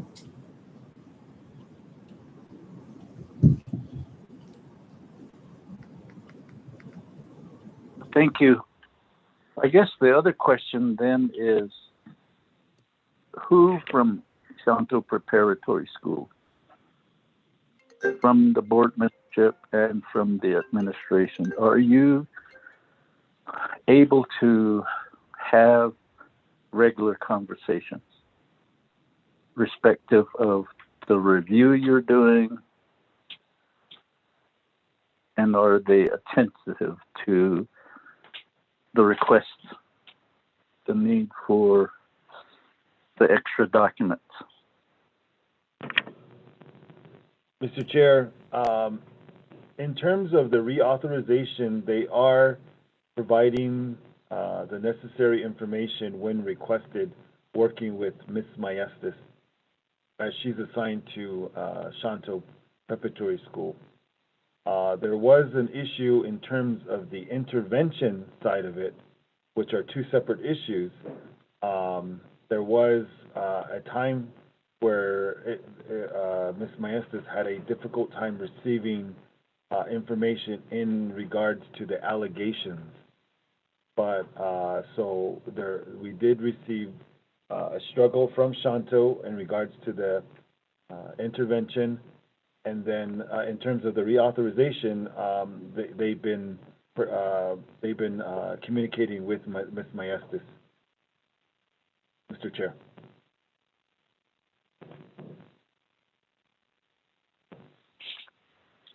Thank you. Committee members, shall we also put this report back before us on June 9? Mr. Franklin, would that give you enough time to provide us more adequate and pertinent information on the complaint? I believe Ms. Maestas, as she stated, there was a timeline. Levita, would June 9th be feasible for you?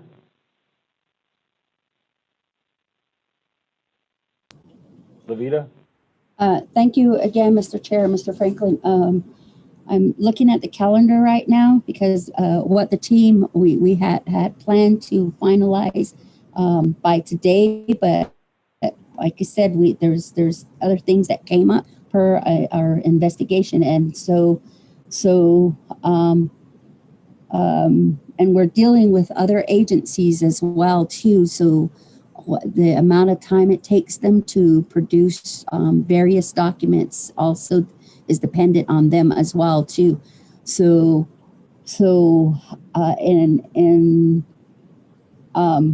I can say yes, but I kind of foresee that it will not be a full final report. There's a possibility. Thank you, Mr. Chair.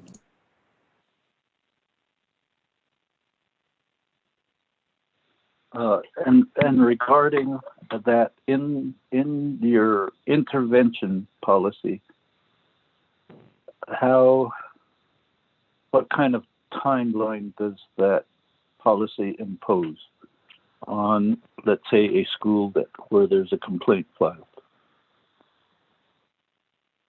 So this was brought to the attention of DOJ, Mr. Chair. The timeline that was imposed, the time that was approved, basically it basically would state, for example, in 5 days, Doty would do this. In 2 days, the school would do this. In 10 days, the school would do this. So the timelines were very unrealistic to follow because just of the travel, the issues at hand. So we brought that forth to DOJ, and their recommendation was that as long as we're moving and following the steps of the intervention policy, that would be the path that we would take. Is their recommendation, Mr. Chair?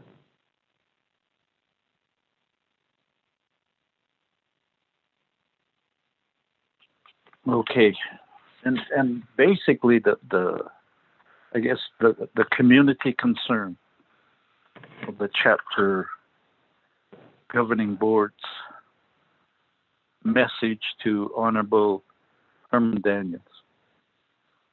That's the reason that the committee put this on their agenda. And so in that respect,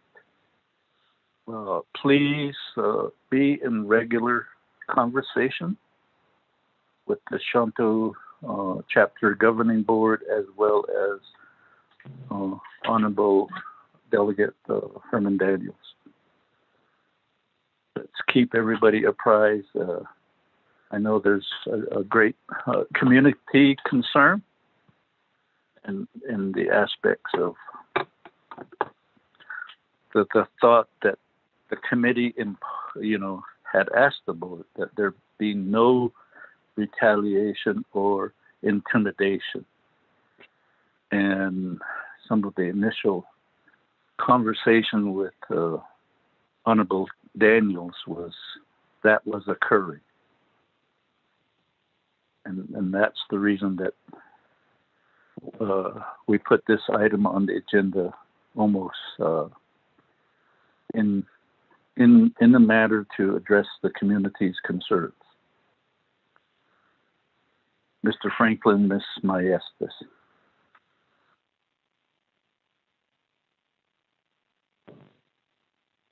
Mr. Chair, that was brought to our attention.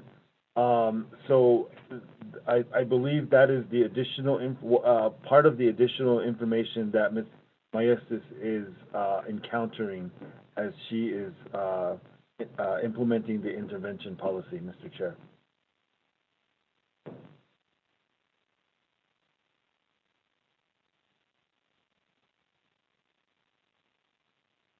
Committee members, based on the question and answer aspects, how do you wish to proceed?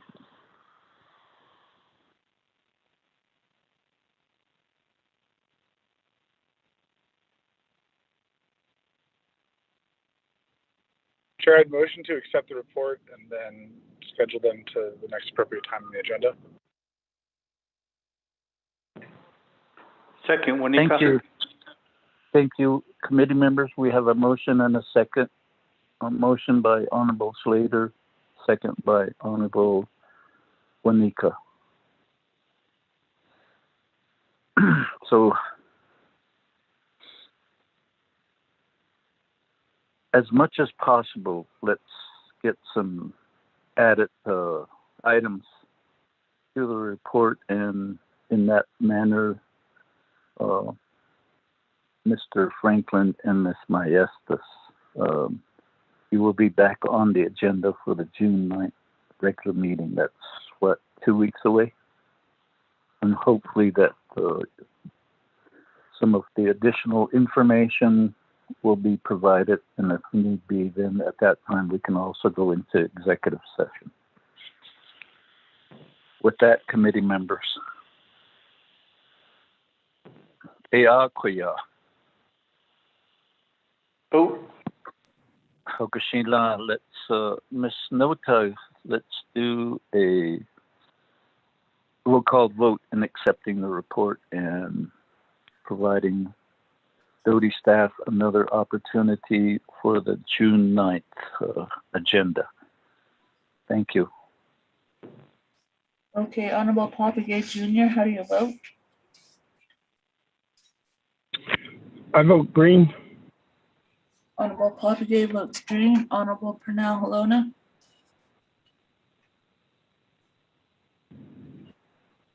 Honorable Carl Slater. Green. Honorable Carl Slater votes green. Honorable Charlene So. I vote green. Honorable Charlene So votes green. Honorable Edison Wanika. Green. Honorable Edison Wanika votes green. Honorable Pernell Halona.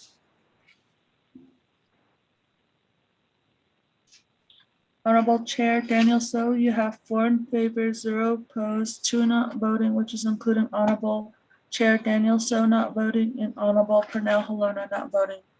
Honorable Chair. Thank you, Ms. Nota, and let the records reflect on the voting. Honorable Halona is on the road, and I think he's lost phone connection. So once he gets to an area, I'm sure he'll dial back in. Where he has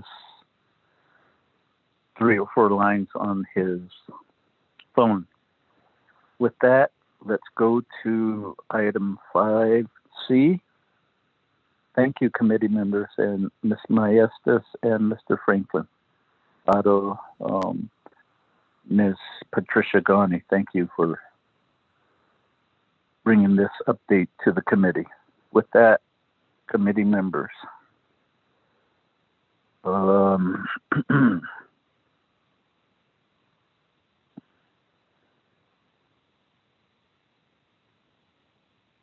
lost my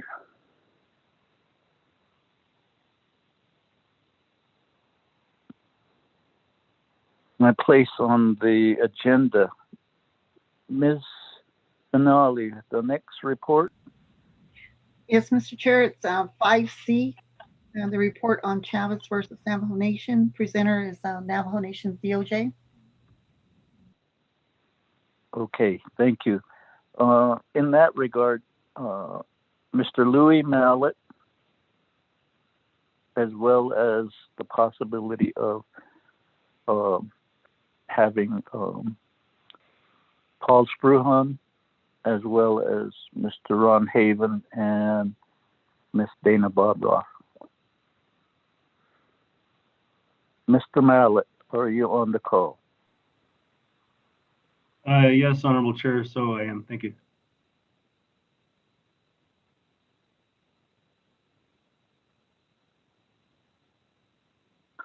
And yes, sir. Can you hear me? Yes, so you have the teleconference floor. If you feel like at some point we need to go into executive session, please let us know. Thank you, Honorable So, Chair and Honorable Vice Chair and committee members and the guests on the call. I'll give a summary of where we're at with the case. And then I think if the committee wants to hear recommendations for how to proceed with consultation, it might be best to go into executive session. So the Supreme Court, Mr. Chavez did file a notice of appeal back in April that he was appealing the district court's permanent injunction order. And it looks like before Mr. Chavez was able to file his actual appellate brief, we filed our motion to dismiss the appeal because it was appealing a non-final order of the district court. And it turns out that the Supreme Court agreed with our side's view, and on May 20 issued an order denying Mr. Chavez's appeal. So his appeal has been dismissed. So what we're left with is the district court's permanent injunction order. And that was the one from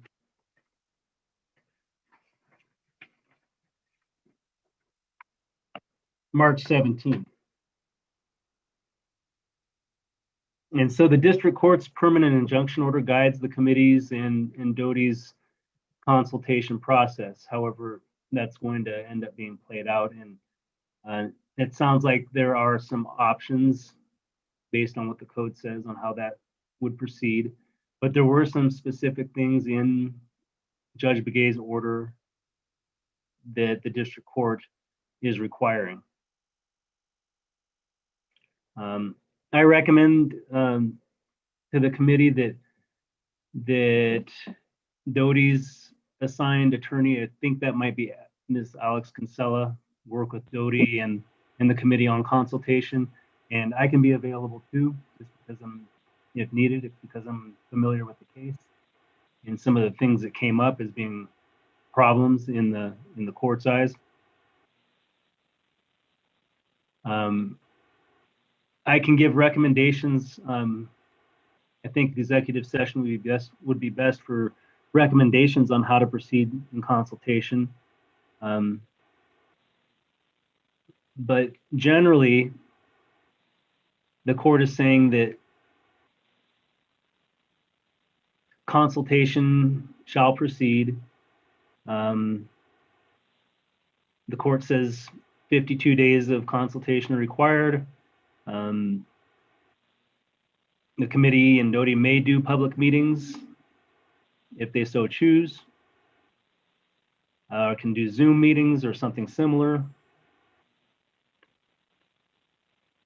And then after consultation is over, the public must be given a published option on how to, or an option that the public can, if they want to, withdraw their 2020 school board votes.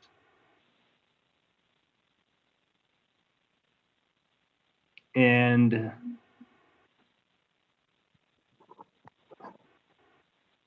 after all that consultation is done,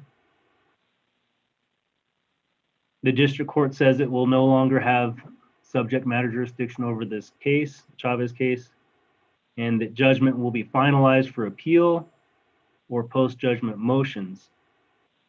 And so I have some comments I can make on that in executive session. And then after that, after the district court finalizes its judgment, it says the votes will then be validated. So that's a basic overview of where we're at right now with the Chavez case. The appeal was denied.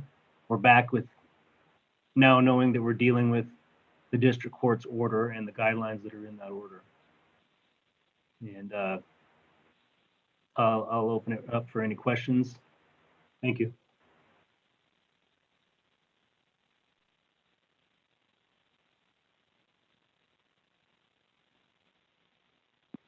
Thank you, Mr. Mallett. Before we go to the committee, Mr. Haven, you had given the committee a letter, a document. Do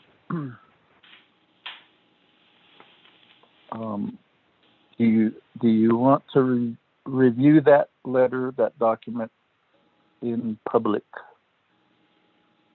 I will go ahead and, Mr. Chair, I apologize for intervening here. That's all right. That's all right. Go ahead. Yeah. You have the floor. I'd like to follow up with Department of Justice just as well insofar as executive session requests. This is merely a very general memorandum that is addressed to committee members. Attorney-client privilege communication. So I can certainly discuss that very briefly in executive session as well. Thank you. Thank you, Mr. Haven. Committee members, how do you wish to proceed in getting this update? Chair Wanika? Oh, Satilla, go ahead. Motion to go into executive session for 30 minutes. Okay. Thank you. Committee members, do I have a second? Second, Delegate Slater. Oh, Hogashina, Satilla, thank you. So committee members, we have a motion and a second to go into executive session. Miss Angelita Bernal. Let's say, give us the executive session call number, email it to the HES members, and let's have yourself and Ms. Nota be part of the executive session, and then on the DOJ side, if Ms. Alec Kinsella is available, Mr. Mallett, Mr. Struhan, and then on our OLC side, then Mr. Haven and Ms. Bob Roth, if she's available. We can proceed in that manner. Okay, so it would just be the DOJ presenters, and that would be it? Yes. Okay. And OLC. Yes. Mr. Haven. Okay. And has Mr. Chair? Yes, Honorable Slater. Oh, actually, this is Ron Haven. Oh, yes, Mr. Haven. I would recommend 45 minutes if that's okay. Thank you. Honorable Wanika.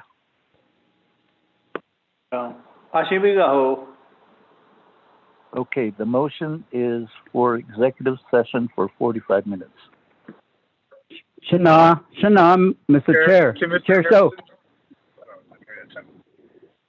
Shana, Melvin Harrison, IMBO's chairperson. I'd like to be included in the executive session, please.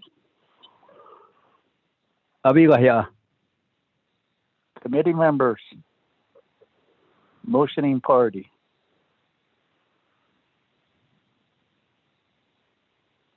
Chair, I don't know if maybe Mr. Franklin from Doty might be good to have on too.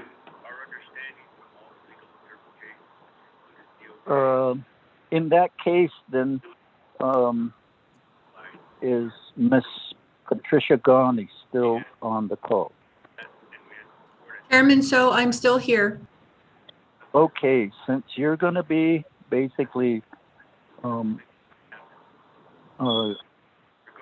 heading the program for the consultation, I'd like to include you and Mr. Matthew So.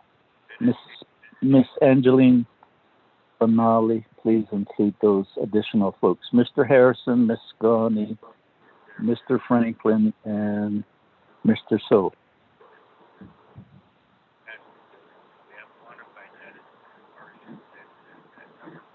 And then Mr. Nolly, once we're on that executive session call, will you be able to monitor who actually calls in? Mr. Chair and members of the HES committee, the speaker's staff, Timothy Benally with communications, he'll be monitoring the executive session number, and I'm sending him a list of who to email the executive session number to. Okay, great. Thank you. So, Ms. Nota, the vote for the executive session. Roll call vote, please. Okay, Honorable Paul Begay, how do you vote? I vote green. Honorable Paul Begay votes green. Honorable Cornell Halona. Halona votes green. Honorable Pernell Halona votes green. Honorable Carl Slater. Sorry, green. Honorable Carl Slater votes green. Honorable Charlene So.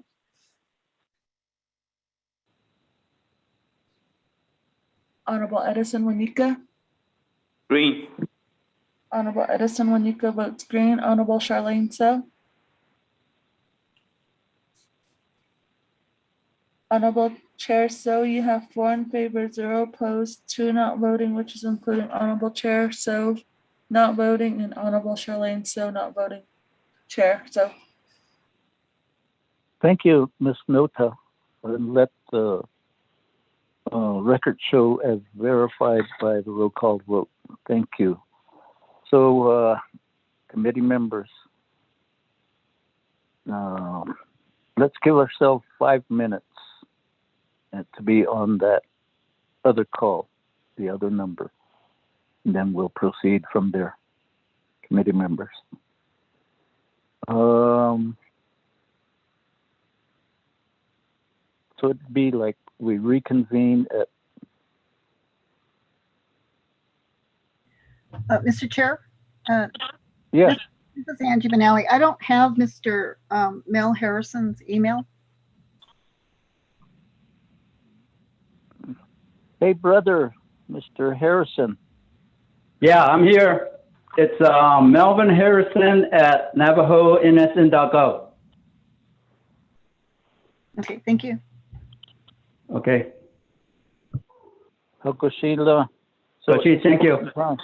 So we'll go into executive session. So we'll be back in 45 minutes. Thank you.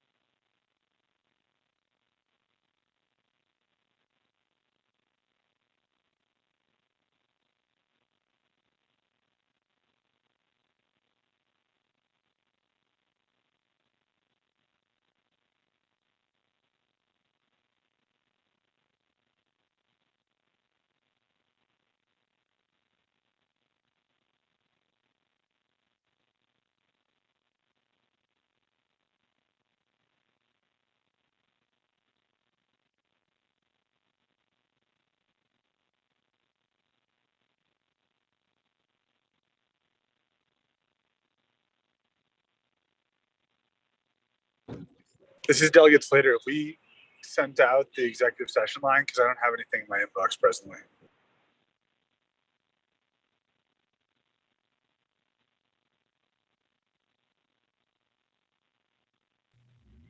Delegate Slater, the email should be from Tim Benally.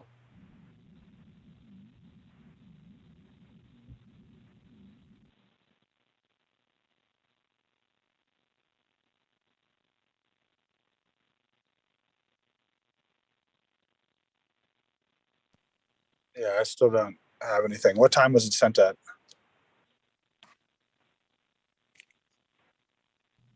12:22. And then I also copied his email with the executive session number. And then I sent it out again to the initial email I sent to Timothy Benally, listing everybody's email that is allowed in executive session. Let me resend it to you. Okay, it just came in. I restarted my program. Thank you.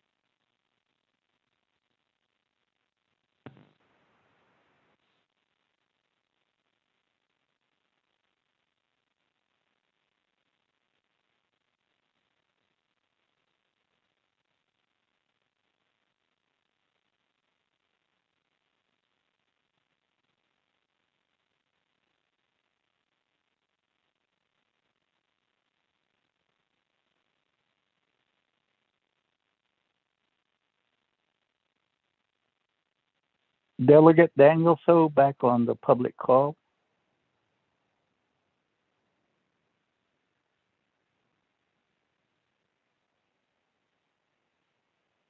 Delegate Winika's here too.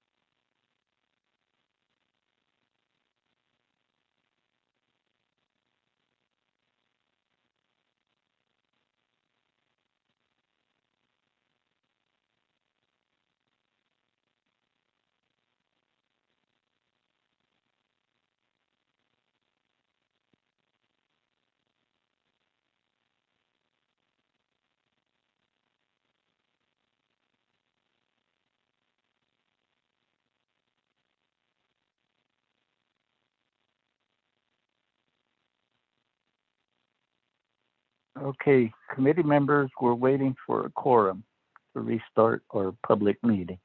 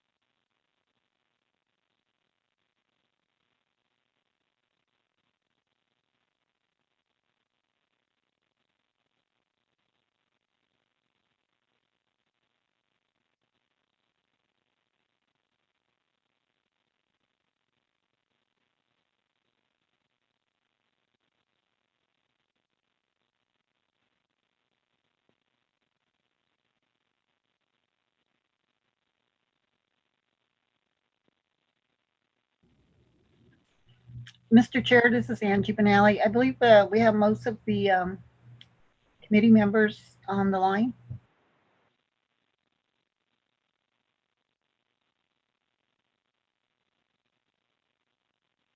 Thank you, Ms. Benali.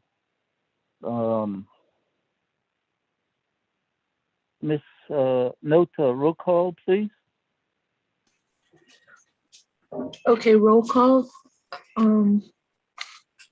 Honorable Paul Begay Jr.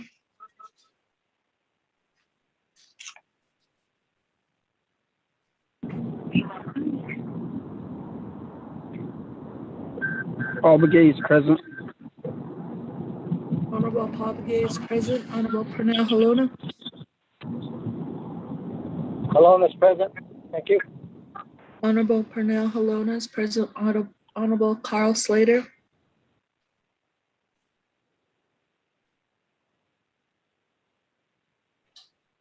Honorable Charlene So. Present. Honorable Charlene So is present. Honorable Daniel Eso.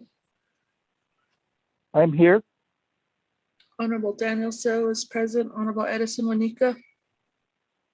Here. Honorable Edison Wanika is present. Honorable Carl Slater.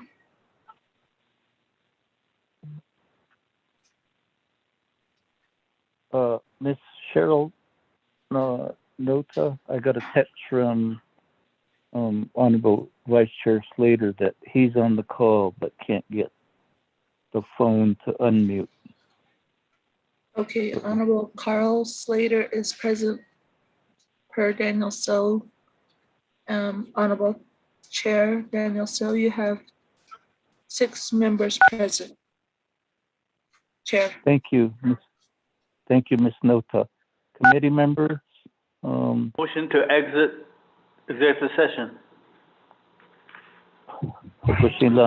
Second, Delegate Paul Begay.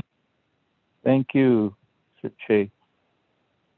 Members of the committee, we have a motion and a second to get out of the executive session. Ms. Nota, roll call vote, please. Honorable Paul Begay Jr. I'm present. Or I'll vote green. Honorable Begay votes green. Honorable Pernell Halona. Votes green. Honorable Halona votes green. Honorable Carl Slater. Green. Honorable Carl Slater votes green. Honorable Charlene So. I vote green. Honorable So votes green. Honorable Edison Wanika. Green. Honorable Wanika votes green. Chair So, you have 5 in favor, 0 opposed, and chair not voting. Thank you, Ms. Nota. Let the records reflect as relayed by Ms. Nota. How do you wish to proceed, committee members? Motion to accept the report. Thank you, Mr. Che. We have a motion to accept the Chavez versus Navajo Nation update from Department of Justice and our Legislative Council. Do I hear a second?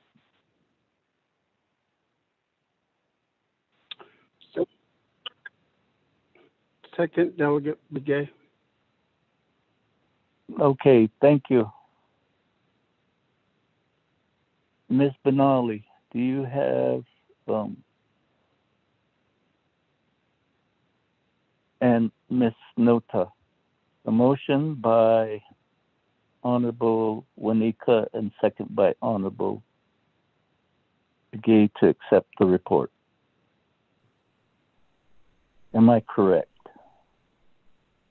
That is correct. And the vote Thank you. was taken 5-0, and the chair not voting. Oh, that was to get out of the executive session. And then a vote to accept the report. Cecilia, Honorable Wanika, that was you making the motion to accept the report, right? No. My phone. I think that was Halona. Helona. Okay, my phone went on, skipped the. I'm sorry, Mr. Chair. The motion was presented by Honorable Pernell Holona and second by Honorable Paul Begay. Okay, thank you. Okay, with that, then, committee members, let's go to a vote on accepting the report. Ms. Nota. Honorable Paul Begay Jr., how do you vote? Delegate Paul Begay votes green. Honorable Begay votes green. Honorable Pernell Holona? Hello, votes green. Honorable Holona votes green. Honorable Carl Slater?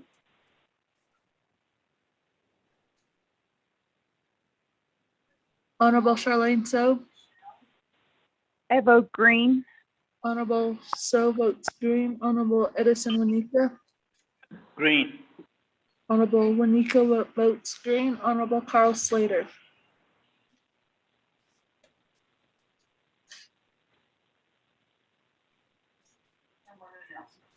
Chair, you have 4 in favor, 0 opposed, 2 not voting, which is including Honorable Chair Daniel So not voting and Honorable Carl Slater not voting. Chair. Green. Well,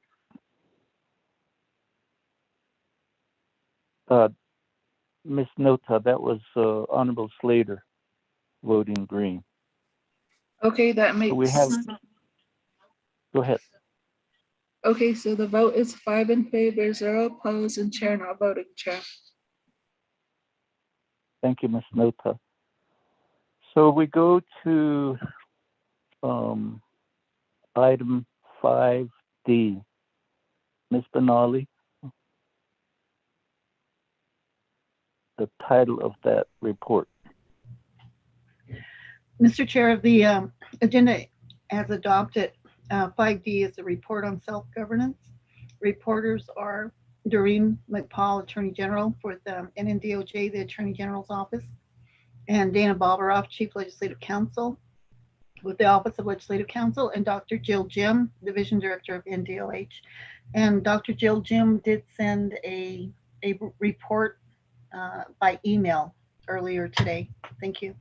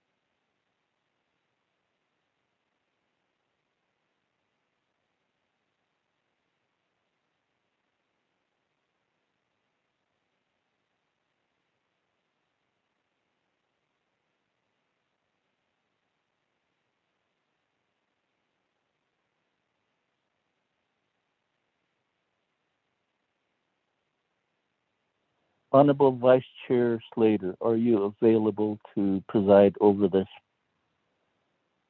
meeting? If not, then Honorable Edison Wanika, can I call on you to be the Chair Pro Temp over this report?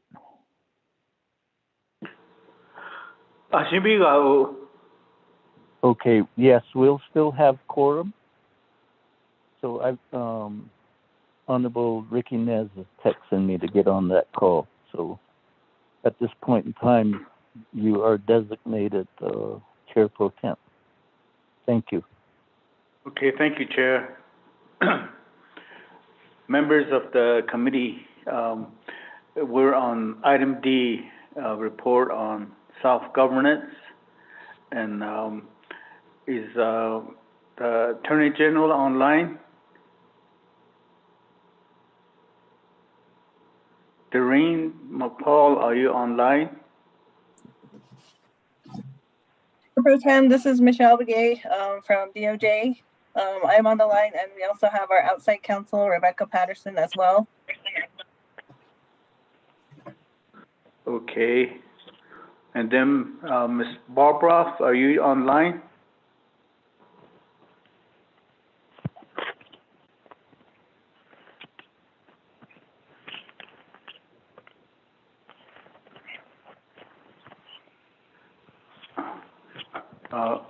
Dr. Jill Jim?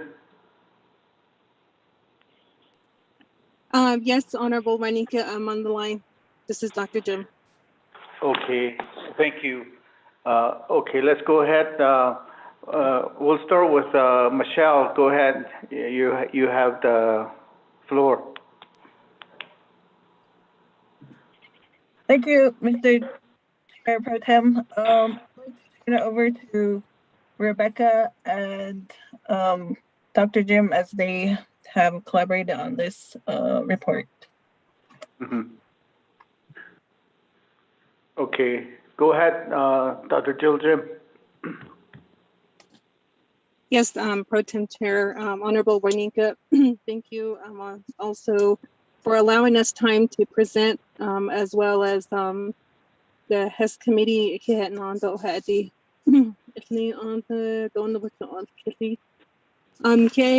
Agenda item pushing present self-governance under Department of Health Indian Health Service contract. We have a contract, one of the contracts with the Department of Health.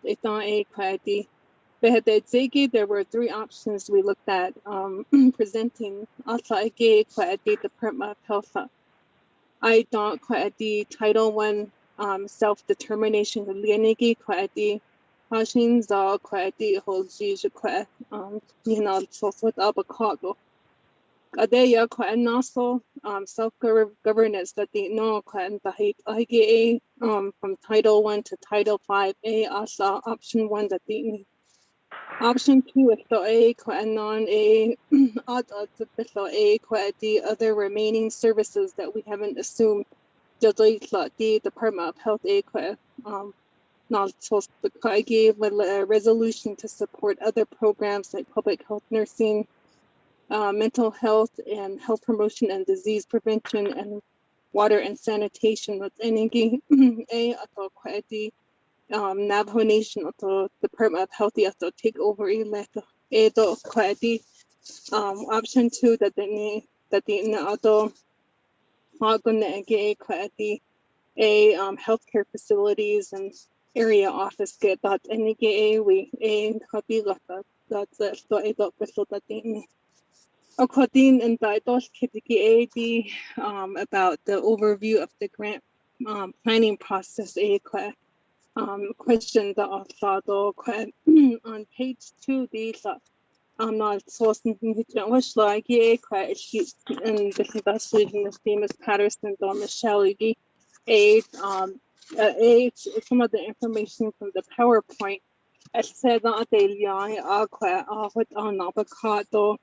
Not kick on page not supposed to get self-governance and compacting the kagi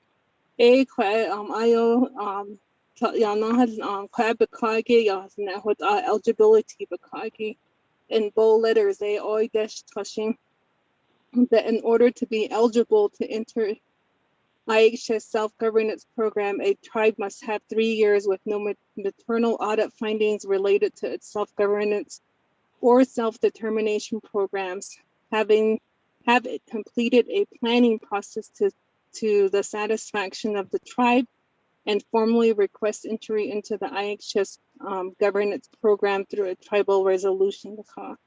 So that would be part of the eligibility required. And also, if it kind of goes into what self-governance means and how we shouldn't what the difference between self-determination and self-governance in Navajo in the next paragraph. But in regards to the various funding sources, so the eligibility, but in regards to the other question that you guys asked, the funding sources, there's different funding sources, but the one that we're referring to is under the Office of Tribal Self-Governance under Indian Health Service. They have an annual planning and negotiation grants for tribes interested in entering into programs. So in 2021, there were grants that were between 120,000 and 48,000 respectively. And if the nation is going to take over new programs from IHS, at the same time it negotiates its Title V agreement, pre-award and startup costs may fund much of this work. So the ongoing year-to-year funding is under a Title V compact is the same as that in the Title I contract that we already have. So those are the grants under OTSG, and the tribal management grants are offered from time to time. So the planning and negotiation grants are generally offered each year through a grant application process that opens during the summer with applications at the end of the year, or in October. So announcement is NATO for that management grant for what we want to pursue. These applications require a tribal resolution along with the application. Therefore, we ask HES to move forward legislation that could, one, approve submitting an application for any of the OTSG grants to assist with the nation's planning process and overcoming any barriers such as the need to correct audit findings to entering the self-governance program. Number two, authorize the nation to conduct an internal preparation process to enter into the IHS self-governance program. And three, authorize OPBP to formally request entry into the self-governance program once that planning process is complete. So, and once legislation is approved, NDOH can prepare and submit the grant applications and notify IHS to begin the process. So the planning and negotiation process may take more than 1 year, but having this legislation in place will help the nation move towards achieving this goal. So, also on that page 3, the second paragraph, so I just wanted to reiterate that part with the eligibility and also if legislations are needed and the support that we would need from OPBP and delegates. Ako, in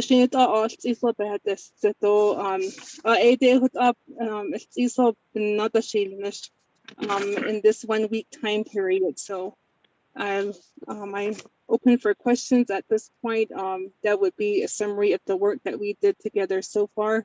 I don't know if I want to I don't know if the others, Ms. Patterson or Ms. Begay, are open to comment, but I think we're open for questions now, Pro Tem Chair. Yeah. Okay, thank you, Dr. Jim. Ms. Patterson, do you have anything else to add?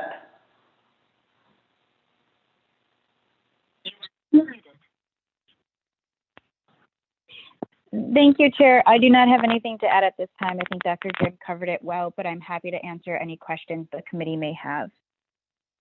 Okay.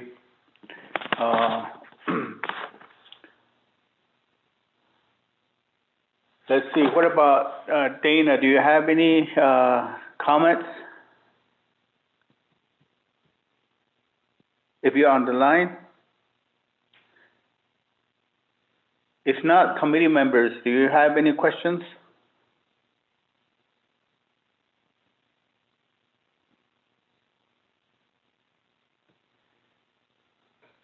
Dr. Jim, in reference to what you were talking about as far as there has to be a completed planning process. Is that completed or is it still in process also? Sure, I have a question. Oh, sorry. Hey, Okay, go ahead. Go ahead. Delegate Slater.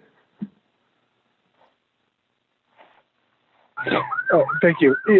Chair, I think I wanted to ask a similar question, and I apologize for the background noise. My phone fixed. Had to stop that to come ask these questions. So we need to now issue a tribal resolution in order to get the planning process going. Is that the next step? And who can help draft that with OLC?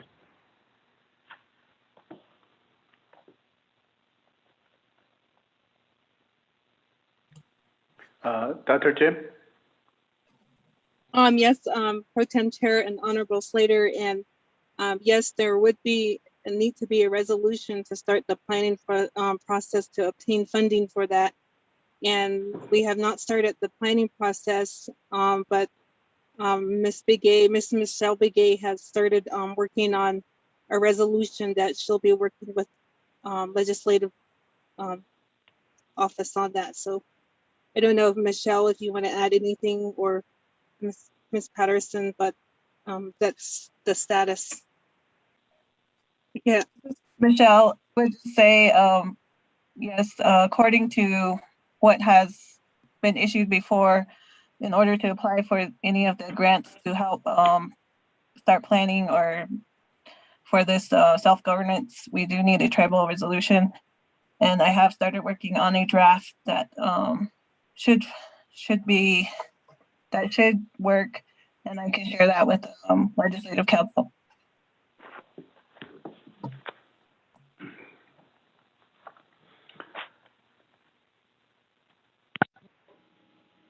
Honorable Slater, you have follow-up?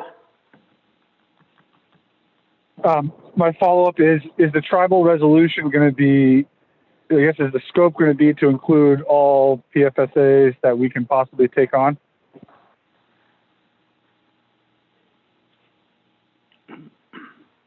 Dr. Jim?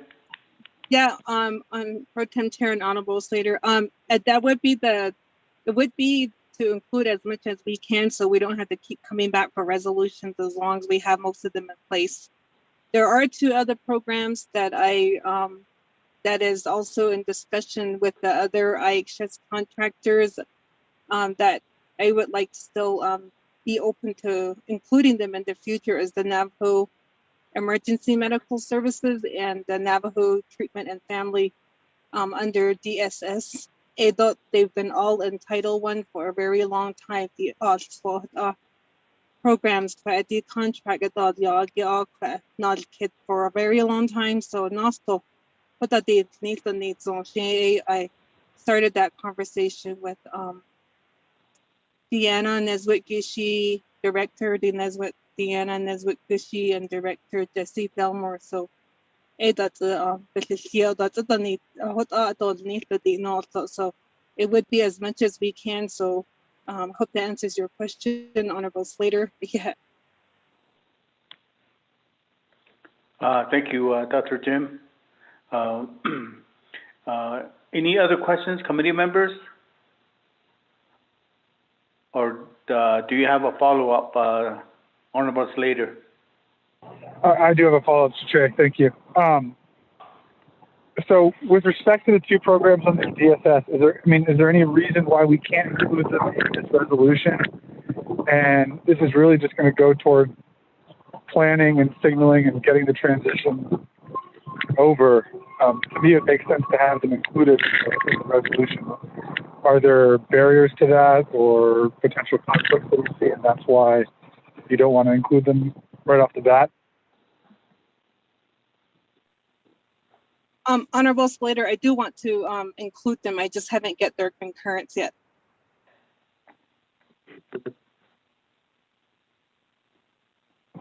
Okay, thank you. I hope that answers your question. In general, if it's the committee and the council that's going to be passing the resolution, and as the lawmaking authority of the nation, it's the committee and council's prerogative as to whether they would be included in the resolution or not. But I appreciate you reaching out.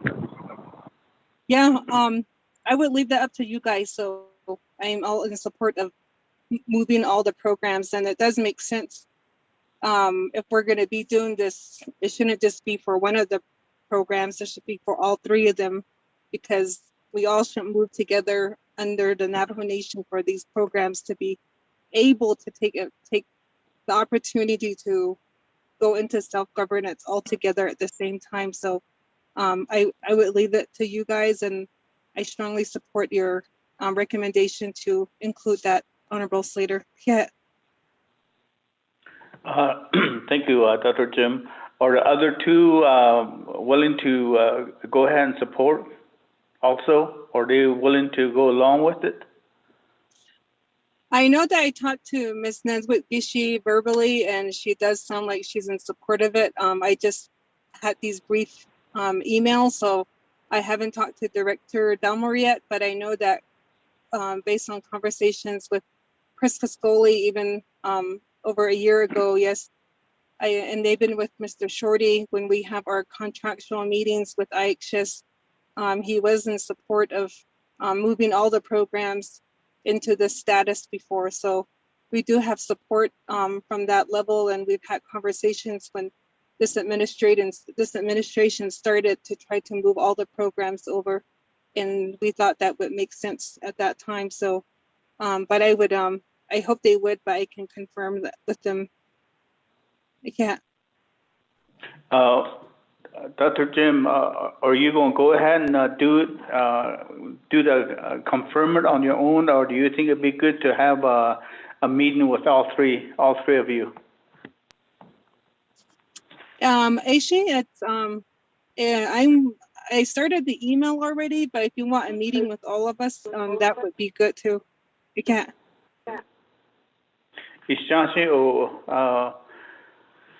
We can go ahead and discuss that and see how we can, because based on Honorable Slater, I think he is correct to do the legislation as soon as possible so we can get it going. But I think there should be a consensus on all the three programs.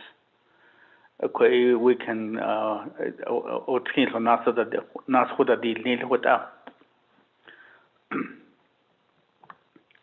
Committee members, any other questions?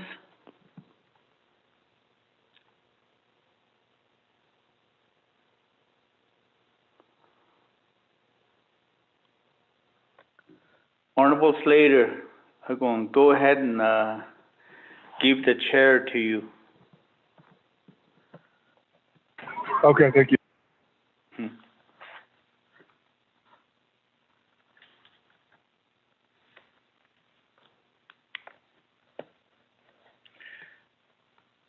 Honorable Slater, if there's no other question, I'd like to make a motion to accept the report. Thank you very much. Okay. Do we have a second to the motion?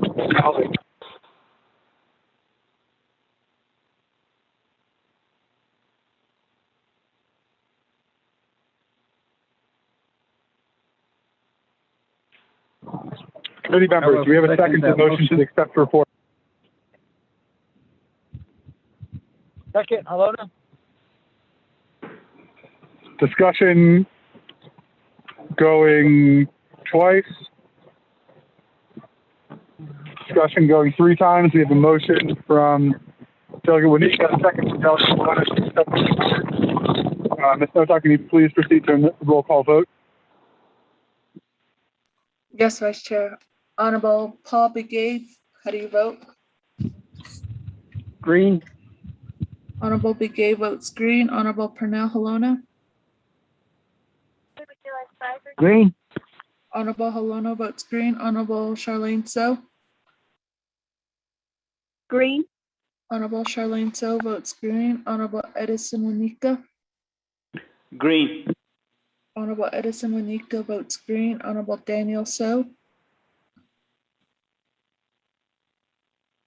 Honorable Vice Chair Slater, you have 4 in favor, 0 opposed, 2 not voting, which is including Honorable Vice Chair Carl Slater not voting and Honorable Daniel So not voting, Vice Chair.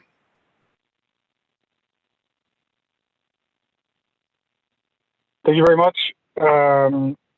I do not see a finalized agenda that was emailed out. Let's see here.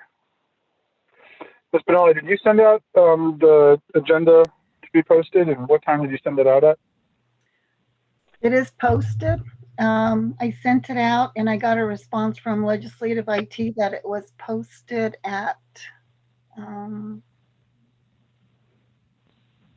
11:24. 11:24. Okay, and we were CC'd on that?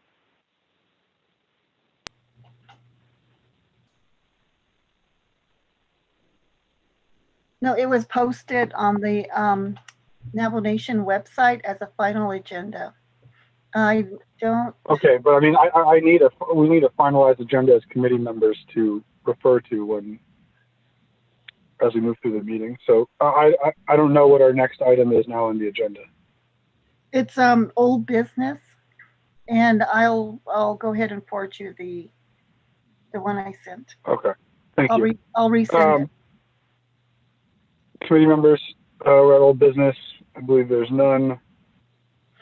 And yep, I have got.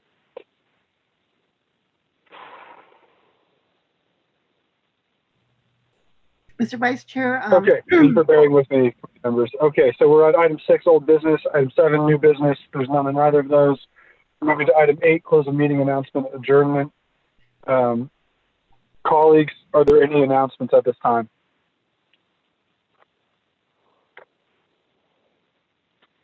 Announcements going twice.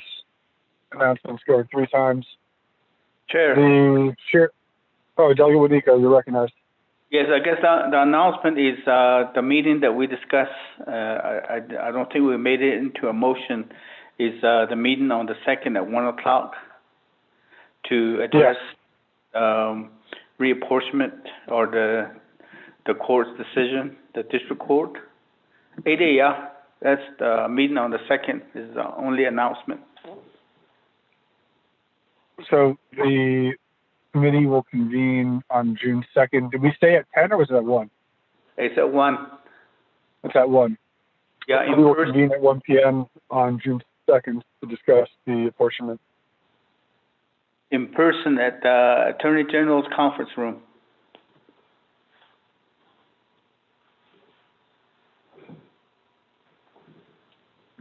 Thank you very much. I don't think we need to vote on that. I know we do vote on things in the past, but we already made the determination. And if anyone would like to raise an objection now, they can do so. Okay. Just an announcement. Objections going twice. Objections going 3 times. Any other announcements, committee members, or logistical matters you'd like to discuss? Motion to Hearing adjourn. none. Okay. Is there a second? Second, Delegate Begay. We have a motion from Delegate Wanico, second from Delegate Begay to adjourn the meeting. Ms. Nota, please proceed to a roll call vote. Okay, Honorable Paul Begay Jr. Green. Honorable Begay votes green. Honorable Pernell Halona. Honorable Green. Honorable Halona votes green. Honorable Charlene So. I vote green. Honorable Charlene So votes green. Honorable Daniel Eso. Honorable Edison Wanika. Green. Honorable Wanika votes green. Honorable Daniel Eso. Honorable Vice Chair Carl Slater, you have 4 in favor, 0 opposed, 2 not voting, which is including Honorable Vice Chair Carl Slater not voting and Honorable Daniel So not voting, Vice Chair. Thank you very much, Ms. Nota. Thank you very much, Ms. Badali, for your service and for joining us over at the committee today. And we'll see everyone next week. Good night. Oh,